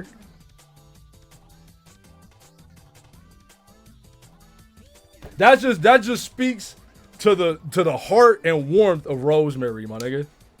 That just, you see how nice they is, bro? That's like adopting baby Damien. Like they just got the Antichrist in their arms and they said, let's keep him. Eventually, yes. But a natural-born grub. Don't you think it will be somewhat awkward, us raising a clone of your sort of ex? What happens when Vriska comes back? What do we say to her? Rose, Vriska is dead, so it doesn't really matter. Is she dead, though? Absolutely. There are 2 things of which I have no doubt. That you and I are going to be happy for the rest of our lives, and that we are never ever going to see Vriska again. Hey, this candy shit ain't so bad. Baby Vriska wriggles her 6 talons. Kanaya cradles the little grub against her chest and pokes it in the nose. The grub reacts by blowing a bubble of bright cerulean yolk membrane out from between his lips. To her own surprise, the sight melts Rose's heart in an instant. The emotion that hits her feels like one of her old visions. Suddenly, she can see her and Kanaya's future so clearly, like a map rolled out at her feet and stretching far into the horizon. Kanaya is right. Vriska is dead, and despite everything, she died a hero. Vriska was a complicated figure of contrasting extremes. Her heroic actions were matched in scale only by her monstrous ones, and since no one had actually witnessed her end, it was impossible to say which side the pendulum swung and judge her death, heroic or just. It would be a fitting memorial for her and Kanaya to raise a version of Vriska who would be given every chance to make good on her noble characteristics. A true symbolic redemption arc. Something about the thought appeals to Rose's taste for the dramatic flourish. It would be proof that this was all worth it in the end. The destruction of multiple universes, the death of Kanaya's friends, the circuitous rites of sufferings experienced by the nearly infinite splintered versions of every being to inhabit paradox space. Rose loves her wife fiercely in this moment, the new mother of her species, framed in a literal halo of light. She can't contain her excitement. She leaps into the pit with Kanaya and runs to embrace her, not caring about the irreversible rainbow-colored stains that she's smearing into her dress. Oh, Kanaya, you're right. We are going to be so astonishingly happy. I don't like this fucking virgin. Oh, and her name's Mary. No, I don't like this parallel, cuz. I really don't. Are they trying to say that Vriska is Jesus? I thought Carcat was Jesus. I thought Carcat was Jesus.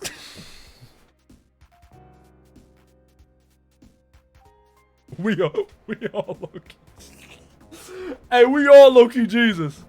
We all low-key Jesus. Aren't you guys happy to get out of the house for once?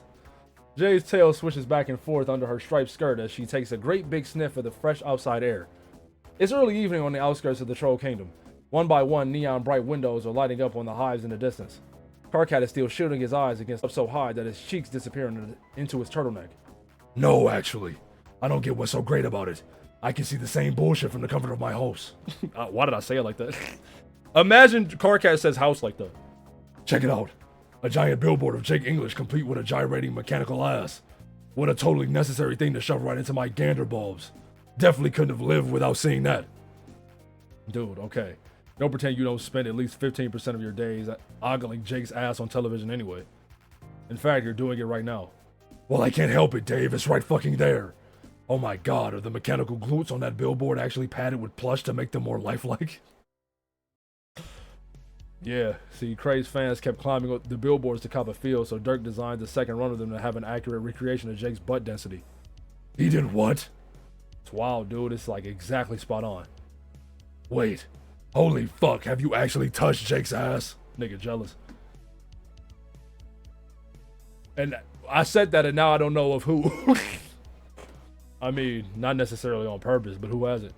Like, I wouldn't say it's so much that I touched his ass. It's more like his ass copped a feel of my sweaty palm one time and my poor fingers haven't been the same since. Sometimes I wake up from a fevered sleep and find my reluctant, groping hand huddled in the corner of my bed all shaking and shit. The mind represses, but the body remembers. I've thought about taking my hand to a psychologist, but I don't think the little guy is ready to talk about it yet. Anyway, have you seriously never touched it? I haven't. Not even by accident, like brushing by? Standing in elevators with Jake fucking English, or for that matter, doing much of anything with the idiot, as you well know. What I'm hearing is you've tragically never touched his ass, and it's a bit of a sore subject with you. Is that why you're so obsessed with it? Do you want to touch it? Shit can be arranged, my dude. Here, I'll text Dirk right now. I bet he can pencil you in to cop a field sometime next week. No, I don't want to. Put your phone the fuck away. We are never having a play date with Dirk and Jake again, especially not one arranged for the express purpose of assaulting one of them. Dude, Jake lives for this shit. It's not assault if his ass is begging for it. Wait, wow, that sounded bad. that sounded crazy, nigga. That sounded fucking crazy, nigga. What do you mean? Let's strike that one from the record. Anyway, it's no problem. He literally will be delighted to hear you want to spend time with him for some insane reason. Stop texting right now! Karkat tries to tear Dave's phone out of his hand, but Dave simply levitates several inches off the ground and hold it just out of jumping distance. Jay, pouting a bit, glides in between them and uses her space powers to teleport Dave's phone out from the center of his traumatized palm and into the pocket of her sweater. Hey, can we focus here? Jake's ass isn't the one you two should be talking about right now. Oh my god, Jay, do you ever fucking stop? I don't care about your ass either. I've seen it about as many times as I've seen Jake's. The novelty has worn off, assuming there even was much to begin with. Jay leers at the boy who may have just implied her ass was nothing to write home about. Her canines are longer and sharper than the normal humans, making her grin seem more predatory in nature, especially when she wants it to be. Karkat shivers at the sight of it. That's not what I'm talking about. Jay grabs Karkat's right hand and Dave's left one, and she begins to pull them toward each other. Both boys recoil. Or recoil, I should say. Both boys recoil, but she is much stronger than them. Jade, come on, what are you? She's doing it. She's making it happen. This is a date, dummies. No, stop. Dude. Karkat makes a fist so tight that his nubby fingernails pinch his skin. Dave does the opposite. He makes a flat palm and raises it as if to stop traffic. No, let me show you. You have to flip it, you have to turn it flip ways. Or flip-wise. She turns Dave's hands so that it's cupping Karkat's angry little fist in his palm. When she pries Karkat's fingers open finally, they snap closed around Dave's almost automatically. Karkat's eyes go a little light bulb-like. Dave's gone pale and a bit sweaty. Jade claps, then makes a rectangle with her thumbs and forefingers, framing her hand holding besties at the center of it. She's taking a picture with her brain right now. Dave and Karkat, being all shy and intimate with the romantic backdrop of a brilliant twilight behind them. A pretty portrait. Put her in the middle and it's a work of art. Just what she wants the rest of her life to be. After all, where would these two pitiful beta boys be without her? I can't read, nigga. Jay playing Tamagotchi, that's funny as hell. See, I don't mind at all. I would never try to make up what you two have. I'm just trying to make it better. She's trying to force the polycule, bro. You can't do that. I don't think you can. I'm not a poly expert and no shit like that. But I think this is not the right way to go about it.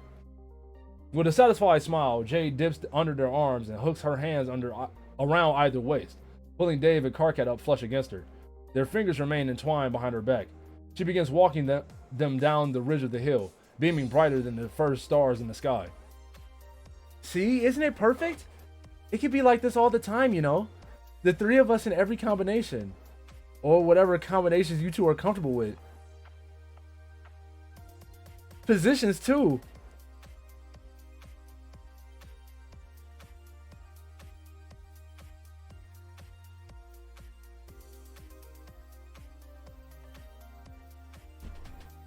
I can't do nothing but accept this, I guess. Dave has gone catatonic. Karkat's just as quiet. But it's a quiet that's as loud and alarmed as his actual voice. He's got his head turned away from the situation he's been forced into, as far as it will go. He's concentrating so hard on looking elsewhere that he trips over a rock and is only saved by Jade picking the three of them off the ground as she takes flight. Karkat's legs flail when his feet go out from under him. Ugh, don't do that. You know I fucking hate that. Jade sets them back on the ground, cackling like the witch she is. Karkat still won't look at her.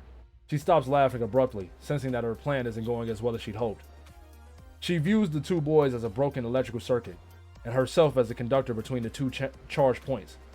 She just needs to maneuver it into the correct configuration, like she did with her hands. She does a few quick calculations in her head, refusing to give up on her assumption that relationship issues can be solved the same way math problems can. Don't worry, Karkat. There's nothing to be scared of. We'll take care of you. Right, Dave? Dave doesn't answer. She answers for him by leaning down and planting a dry, affectionate kiss on Karkat's cheek. He yelps and leaps away like he's been scalded by a burning iron, liberating himself from the deeply uncomfortable hug triad. Okay, that is it. I am drawing a fucking line in the sand right here and now, Jade. You will cease this endless violation of my person with your mouth, fingers, and occasionally your fucking tail. I am not a piece of meat that you can brutally and viciously molest whenever you're bored. Brutally and viciously? Alright, it's possible I'm overreacting, but that's my fucking right as a free and autonomous person with a certain degree of fundamental bodily sovereignty endowed to him by the gods of motherfucking consent. Mm-hmm. Nigga said, I know that's right. But I hope you understand what I'm getting at here, which is that I want you to stop doing shit like kissing me without asking permission first. Karkat, you're absolutely right. And I couldn't agree more with you on issues of consent, as everyone who's gotten to know me well enough is perfectly aware. But I'm not the one who kissed you, silly. What? Jade covers her mouth coquettishly and winks. It was Dave.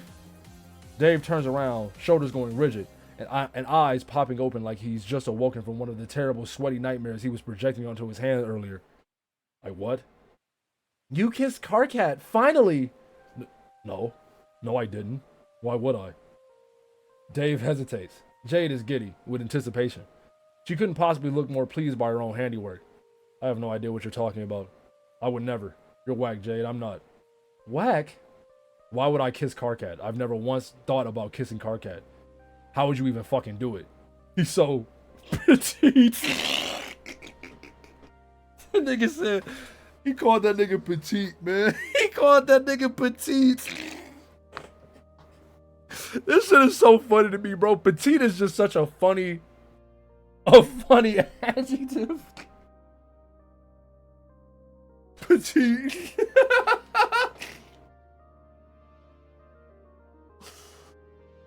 Oh shit. I'm what? You're like, okay, yeah, I'm gonna admit that was a weird thing to say and has got dick all to do with your kissability. God damn it. Can we stop talking about this yet? What I mean is like, how can somebody kiss this guy? Like anybody. When his teeth are so... When my teeth are fucking what? Dude, they're just, like they're huge. And not always in your mouth. So like, how would a guy get his tongue in there? Tongue?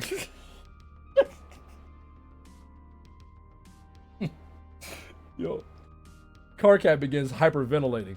and momentarily forgets his beef with Jay long enough to lean on her to prevent himself from toppling over. You'd have to be really careful to like, I mean, if you were intending to kiss Karkat. I mean, it's not like I've put any thought into this. But you'd have to be so careful, like, just so totally gentle in your approach to it because he's so, Enough! Cease! I command you! you know, like this. I don't know, I'm just spitballing, and this is literally the first time the thought has, like, ever popped in my head. But upon earnest reflection, I don't know if I'm up to the task. Dave's mouth hangs open a bit. His gaze flits it from Karkat to Jade and back again. His palms are wet, but his mouth is dry. We're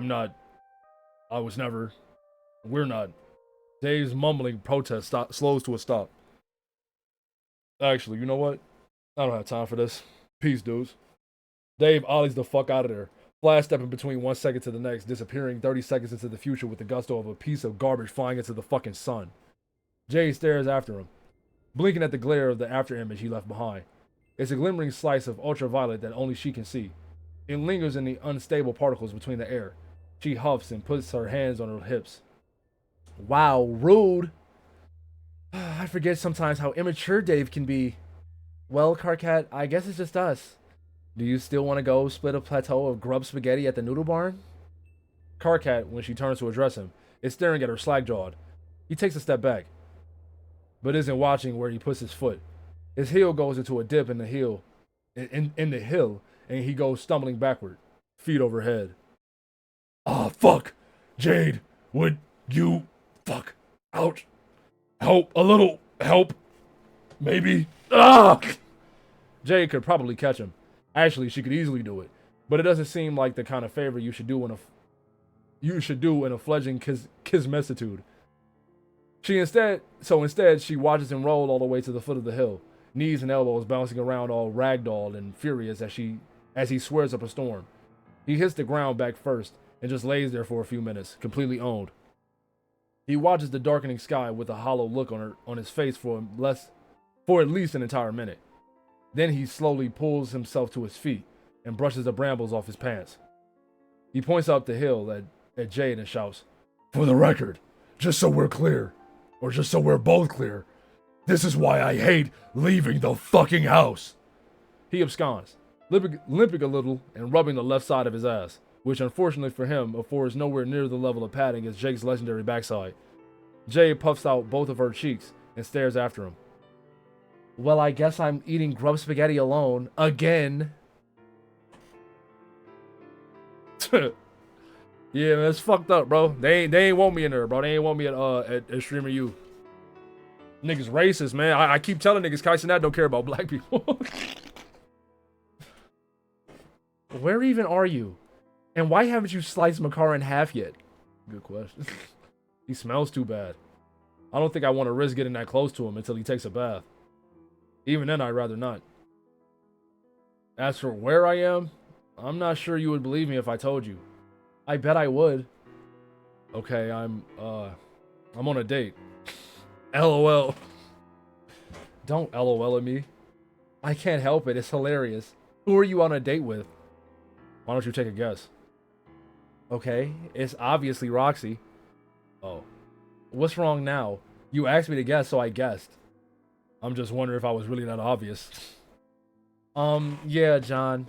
We're not idiots. We can all do the math on this. It's not like you were going to fuck your human mom or human sister. And you are not a homosexual, which takes Strider dick out of the equation. And Kanaya is the only girl troll left. And she lesbian married one of the 2 remaining eligible human females. Oh, and Jake is a double threat. A human dad and with a human dick. So, by process of elimination, of course, you were going to fall in love with Roxy. Wait. Love? Is that how John feels about Roxy? He glances around at this beautiful restaurant she's taking him to. Marble walls, a dome ceiling, alien plants growing up the scaffolding to the second floor. It's lit by a cobweb of ultra-thin clear wire strung with light so that it looks like there are fireflies suspended above in the fake night sky. It's a good place to fall in love, probably. He turns his head to see that Gamzee has stepped outside, and now monitors the date with his face pressed against the window. He's smearing his disgusting makeup against the glass without the slightest concern for propriety. John accidentally makes eye contact with him, and Gamzee gives him a thumbs up. A chill runs down John's spine, so he goes back to his conversation with Terezi. I'm waiting. Still waiting. Egbert, are you there or can I go now? Yeah, I just had to think about that for a second. Do you really think I'm in love with her? How the hell would I know that? I'm not a mind reader. Oh, aren't you? I thought that's what your mind thingy powers did. No, I'm just an exceptionally good read of people. Not that I would have to be to tell that you've been flush for Roxy since you met her. Yeah, I guess that's true. How do you think she feels about me? If you're out on a date with her, I don't think that I'm the one you should be asking that question. I mean, would that be an okay thing to ask her? That seems kind of, I don't know, dopey. John, I hate to tell you this, but there's not much you could do at this point to increase your dopiness attribute. You've already pretty much maxed out the dork stat, and I can only imagine that the positive correlation between your continued existence and the amount of sheer dweebiness you emit has retained expected equilibrium in the time that I've been gone. Jeez. You really know what to say to people in their hour of need, Terezi. I'm so glad I decided to talk to you. You should be glad. I'm doing you a big favor as usual. The seer magnanimously descending from our mountain and deigning to give the hapless human peerless advice. Imagine me rolling my eyes super hard right now because that's what I'm doing. Noted. But trust me, the worst thing you can do when attempting to initiate a flush relationship is to be evasive. Roxy is actually incredibly difficult to read, but I think she's the last person who would ever try to jerk you around. She'll appreciate you being upfront. The only thing I wonder is what happened with Calliope. They seem so happy. Yeah, that's been bothering me too. Callie was actually the one who convinced me to stay. Roxy was all over me the moment I said I wasn't going. Going where? Oh, to fight Lord English. You were supposed to fight Lord English? Yeah, I guess. But you just decided not to? Look, it's a long story. Actually, it's not. But that's not why I texted you. I'll tell you some other time. Right now, what I think I need to figure out is how I feel about the whole Calliope thing. I'm not afraid to ask Roxy how she feels about me, I guess. But I think that I'm afraid to ask about Roxy finally comes back from the restroom. Roxy finally comes back from the restroom. He hears her heels click-clacking on the floor and shoves his phone into his pocket in a panic. Before he can follow up on the last line of his message, he doesn't know why he does it in a panic. It's not like he's doing anything wrong. In fact, tapping away on the phone when someone leaves you alone at the table is completely and totally normal. Maybe it's just that it's kind of weird to be talking to a girl under the table while on a date with a completely different girl, no matter what his respective relationship with those two girls might be. His internal Rose voice ticks at him for having such a gender essentialist view. Or, I don't know. I read gender essentialist and my mind auto-corrected to view. Fuck it, I'm keeping it. He wonders if he'd feel quite as guilty if he were talking to Rose under the table instead of Terezi. Probably not. Which is a whole tangle of stuff he doesn't even want to think about. He shoots Roxy a big, bright grin when she slips into her seat. She grins back. He's genuinely glad to be here. Roxy is beautiful. The restaurant is beautiful. He feels like he's fumbling at something existentially beautiful here. There's something about the way she's looking at him that makes him glad he got out of bed today. It makes him, for the first time in years, excited about the idea that the future is a thing that exists. Sorry for taking so long. Had to reapply the face. You know how it is. Actually, you probably don't. But let me tell you, makeup's a... Roxy, you don't have to do all that for me. I'm basically a schlub these days. I don't care if you wear makeup or not. You're pretty either way. You know that, right? Oh, don't worry. It's not for you. But that's sweet as hell. I appreciate the sentiment. Oh, that's cool. Why do you need it then? Uh-oh. John, do you ever think about, like, gender? Not really, I guess. But I don't think girls should feel like they have to wear makeup just because they're girls. LOL. That's not what I'm getting at. What do you mean then? Are you like... Like what? I don't know. I don't really know what we're talking about here. LOL, I don't really know either, I guess. Anyway, we don't gotta get super into it now. This isn't really the setting. I don't know if you noticed, but this place is way too fancy for me. LMFAO. I was all trying to impress you with how I'm classy as fuck, but now I feel like we're gonna have to skip out on the check. Even though we've got infinite money? Yeah, just a feeling I get. Like this fancy dress is a costume. Like I'm just play acting at being a grown-up woman. Yeah, I know the feeling. Yeah, yeah, I know that feeling. What even are adults? Good question. When I was a kid, I just thought adulthood was something that happened to you automatically, I think. Like the moment I turned 18, a briefcase would appear in my hand and I'd have it all figured out. Just like my dad seemed to. I can't believe I'm 23 and still a huge loser. Wait till you get to 28, buddy. No shit change. I wonder if my dad ever thought that way about himself. Like he was just some big dumb kid totally messing everything up by trying to keep up appearances anyway. Don't say that about yourself, dummy. So, I'm a dummy, but I shouldn't call myself dumb? Oh my god, you know what I meant. Roxy runs one of her thin fingers around the inside rim of her water glass. It makes a very quiet squeaking noise that he can hear over the mumbled conversation around him because they're sitting so close. So very close. Her lashes look about twice as long in the low pale light. They shadow her eyes so that he can't read her expression. You know, I didn't even know any adults when I was a kid. So I got nothing except the legends of how my universe's Rose and Dave died, I guess. But that's not exactly a useful example in this situation. I don't know. I think sacrificing yourself to take down a brutal clown dictatorship is a pretty good life lesson to internalize in any situation. LOL, yeah, God forbid. But, I mean, my idea of a date for the longest time was drinking a whole bottle of wine alone while crying in front of my laptop screen. Oh, same actually. Minus the wine and the computer screen. Brother. Brother. Just you and your brain contemplating the infinite loneliness of singular consciousness in a vast cold universe. Yeah, this is a fucked up date. Something like that. So, I guess neither of us are very good at this, huh? That's cool with me. Zero expectations means we got nowhere to go but up. I'll toast to that. John lifts his glass at a cute and cliche thing to do. Expecting no reciprocation. But she laughs and actually humors him. The glasses clink together clumsily, and water gets all over the complimentary breadsticks. She starts laughing harder. Oh, John, why didn't we do this sooner? I love spending time with you. You know, it's weird to say, but no one else has ever made me feel like this. For some reason, those words make the pit in his stomach grow. He lets out a nervous giggle. His arm starts to shake so violently that he gets even more water on the free breadsticks. Hoo boy, he's sweating around the collar. It's a panic, like what he felt when Roxy almost caught him texting Terezi under the table, except in reverse. What about Calliope, he thinks. John can't tell what Roxy is thinking. She's so warm and open and inviting, but when John looks into her eyes, it's almost like staring into a Oh, what the fuck? Look behind you. He whips his head around to see Dave. He's running down the street, looking back and forth like a hunted man. He spots John and freezes for a moment, obviously trying to compose himself.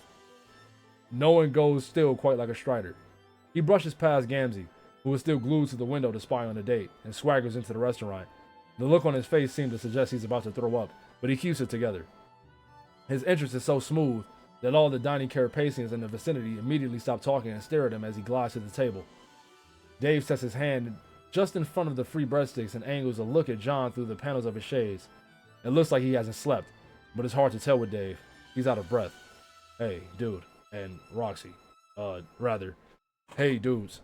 Sorry to imply that dude wasn't a gender neutral term because it totally is. Anyway, anyone can be a dude if they really want. That's part of the beauty of living in this brand new world with none of the baggage our old world had, like gender and sexuality and relationships only involving a very specific number of people.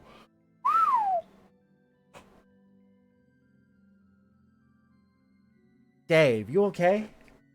Yeah, totally. When am I not okay? Pretty often, actually.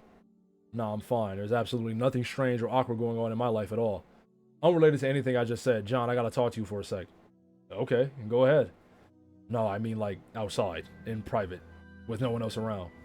You sure you're okay? Yeah, Mom, I'm fine.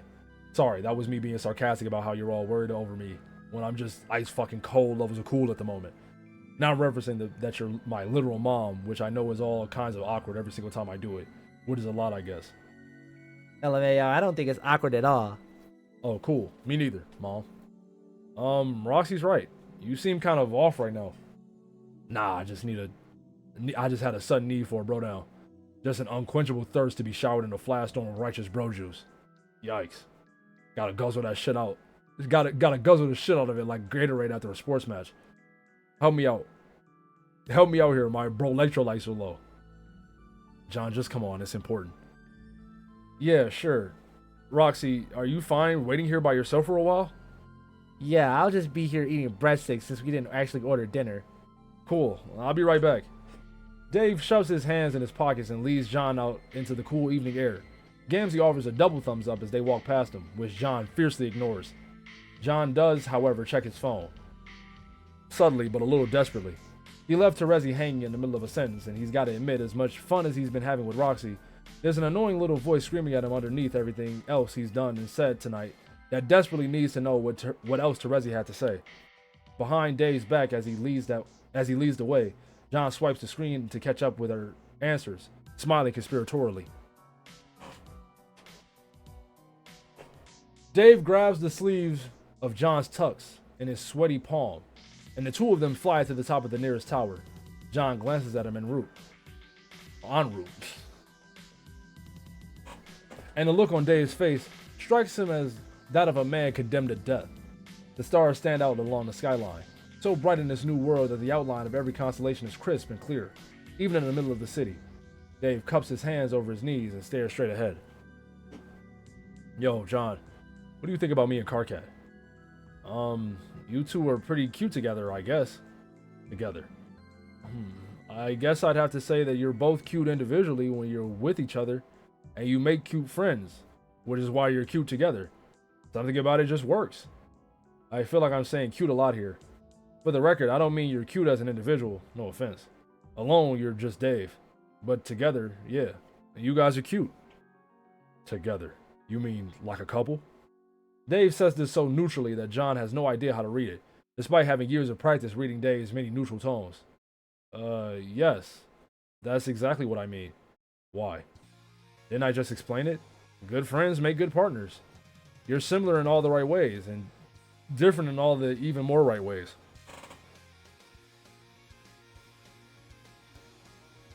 You two balance each other out and keep each other from going off the rails, like when we were kids. Like when you were kids. Huh?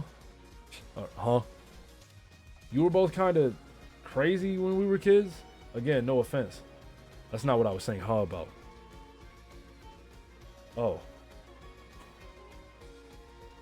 Wait, if y'all lagging, it's not me this time. Genuinely, it's not me. I'm looking at the shit. I'm not dropping no frames right now, so it might be Twitch.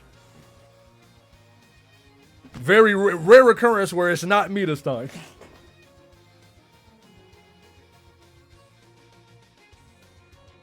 Fuck, what was I? That's not what I was saying huh about. Oh. I was saying huh because that sure was a coherent Egbertian thesis on the state of the Dave Cat situation. Well, I've thought about it that way for a long time. I think it's what everyone else thinks too. I don't know. If I'd been thinking about it that way, I wouldn't be in the mess I'm in right now. You're in a mess? Yeah. There's a metric fucking ton of shit about to come down on me because I dragged my heels on doing some serious self-reflection.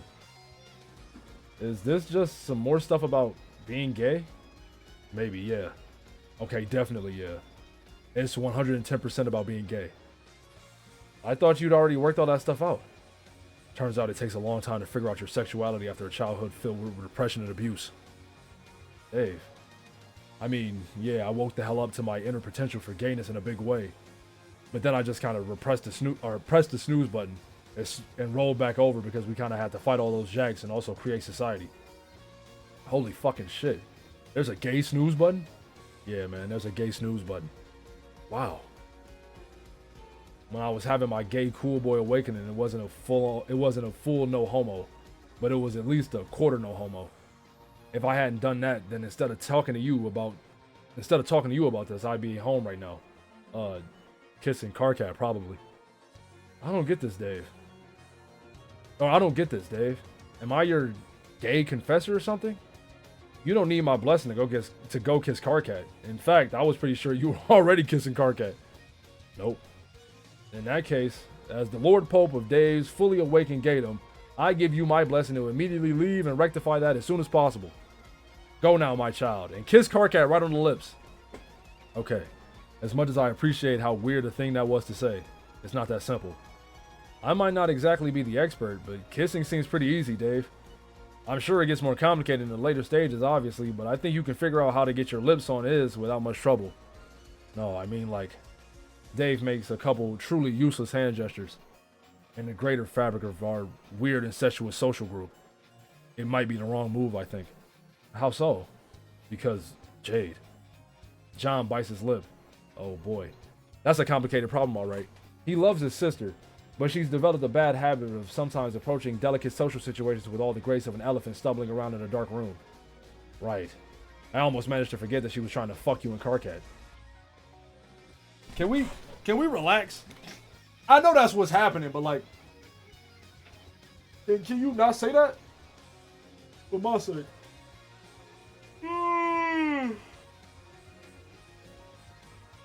Like, nigga, don't just say that, nigga. The fuck? Dave snaps his head around to stare at John in shock. Wait, you knew about that? Yeah. Did you not? Of course I knew about it. I was looking at the whole thing through several complicated layers of conscious denial, but I knew. It's just that you, like, never leave your house. Well, it probably helps that Jay literally said the words to me, and I may be paraphrasing here, but, hey, John, I'm gonna fuck Dave and Carcat.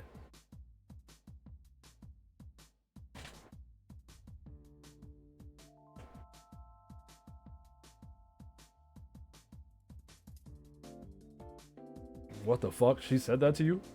What did you say? I don't know, it was a while ago. Probably that it was a bad idea. But I thought it was kind of obvious. She's always had a crush on you, Dave. Yeah, I know. He sighs and hangs his head, leaning forward with his elbows. How the fuck I read that as eyebrows? That's how you know it's been a long stream, gang. Leaning forward with his elbows crossed over his thighs. The angle he's at gives John a good look at his eyes, which are boring a deep, miserable hole to the center of the earth right now. That's why I think that I should give it a try, I guess. What if we don't, bro? This should remind me of Chasing Amy, cuz. No, it reminds me of Chasing Amy, but it also reminds me of like a fucked up reverse Challengers.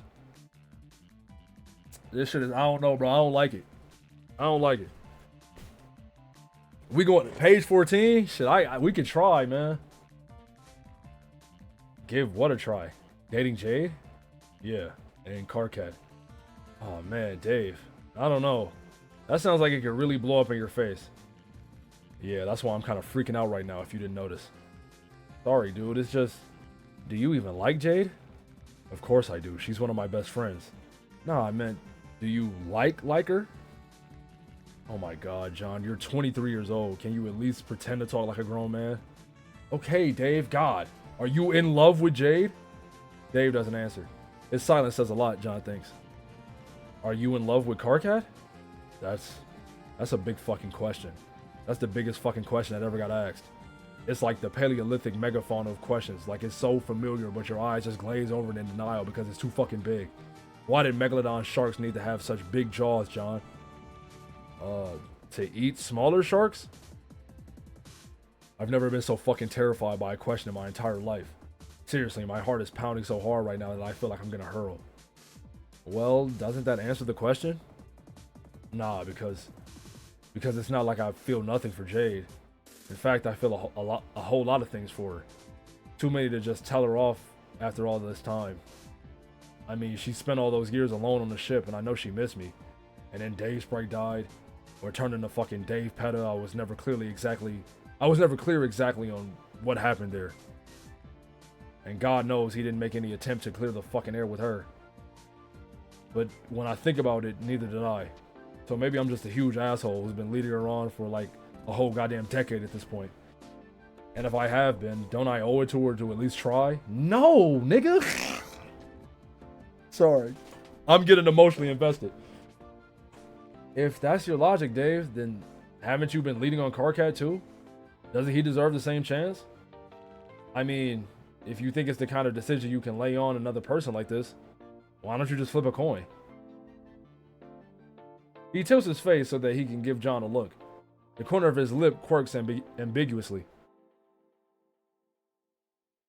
Have you been talking to Terezi? Damn, I thought she ghosted everyone. Not me, I guess. Huh. Anyway, I know you thought that sounded like a totally cool thing to say, but I don't really think you grasp the full metaphysical implications of whatever you're quoting there. Dave sits up and leans back on his palms, his voice sounding lighter in a subtle, almost ephemeral way now that the subject's changed to something as easy as metaphysics. He catches John's gaze and makes a rolling gesture with his hand, miming the way a practiced magician would flick a coin over the thumb. Do you know what a coin flip is? Like universally, I mean, in the grand scale of all this time, space, infinite string theory bullshit we're always dealing with. Of course. It's like when you know you've already made a decision you're reluctant about and need an outside force to show you how you really feel? No, dude, that's dumb. You should know this because you've done the retcon thing. What does that have to do with flipping coins? Okay, so every time you flip a coin, you're creating an alternate timeline, right? One where it lands heads and one where it lands tails. But while the coin is flipping, both possibilities exist simultaneously. But what if you knew for sure that you'd make the same decision no matter which side landed up? You can't. So, it's like the coin never lands then? Sure. Then if you dated both Jade and Karkat, it'd be like you're winning the Schrodinger's cat paradox. Yeah, that's another theoretical paradox that I think you gotta read up on a bit more there, buddy. I probably won't, but okay. Fair enough. But yes, metaphysics aside, me dating both Jade and Karkat at the same time literally is the issue at hand, and it is that with which I currently explicitly struggle. Yeah, sure seems that way. So, I don't know, Dave. This all just doesn't sound right to me. John thinks about the speech Rose gave him that morning on her couch, about canon veracity and the validity of or non-validity of subjective actions the further they get away from the intended sequence of events. Something about pillars? What is essential, true, and relevant? He remembers those three words, but no other contextual remarks which bind them. That conversation seems so very long ago now. I mean, it doesn't sound canon? Ugh, not you too. Rose is always going on about canon. I don't give a fuck about canon. Then what do you give a fuck about? Dave sighs and runs a hand through his hair. Doing the right thing, I guess. This doesn't seem hard to me at all, Dave. Go home right now and tell Karkat how you feel. Look, I can't. If I did that, it would be like what, Dave? Like you would be really happy and Karkat would also be really happy? I'm not explaining myself right. I need to. Dave staggers uneasily to his feet, staring way past John like he's looking into the infinity of his own soul right now. John's never seen him so scared, and it's over what seems like a pretty easy choice as far as John's concerned. It sure isn't easy for him though. John guesses this is what it means to be a friend.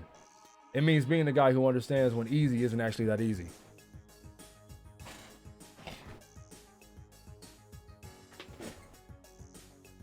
I have to talk to Dirk, I think. Okay. John wonders when talking to Dirk has fixed anything for anyone. He's about to ask what exactly it is he needs to talk to Dirk about, but then remembers what he saw when he went back to fetch Gamzee's fridge in the medium. Dirk and Dave hugging on the edge of the roof, sharing something private and mysterious. The sort of thing that can only happen between two people whose personalities are cracked in the same way. It's not something John's ever had, so it's not something he can understand. An uncomfortable silence lingers between the two of them. Before John can fill it with some stupid words, he hears Roxy calling up to him from below. He pops his head over the roof and waves at her. What's up? Yo, boys, not to interrupt, but we got kicked out of the restaurant for not ordering. What, really? What's even the point of being famous if that can happen? LMAO, I know, right? Told you I wasn't classy enough for the joint. I got all these breadsticks though, so we can reconvene in the park. Toast romantic. 10 minutes, what you say? Sounds good.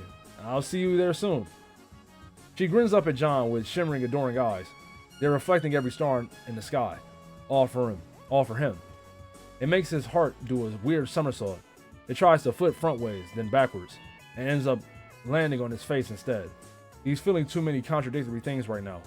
When he turns to look at Dave again, he's practically translucent. Barely there, half out the door emotionally. John feels like he could have done more. Like this whole conversation was sand running through his fingers. It itches at the back of his head. The idea that he might have just fucked up Dave's entire life. I'm sorry I couldn't help. Nah, dude, it's not your fault. Dave gives him a light bro punch in the arm and tries to smile. Enjoy your date.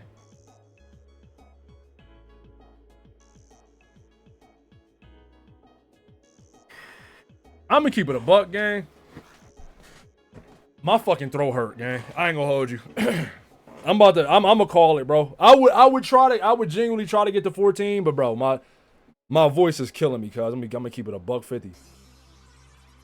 But you know, Monday, if the T-Mobile gods don't decide to fuck me in my ass, you know what I'm saying? If they don't fuck me in my ass on Monday, then we'll get to 14 on Monday. But yeah, man, I'm gonna holler at y'all, bro. I appreciate y'all coming through. Tomorrow, no stream. It's movie night, and we watching what's the name of this movie, bro? I already picked the movie. Hold on.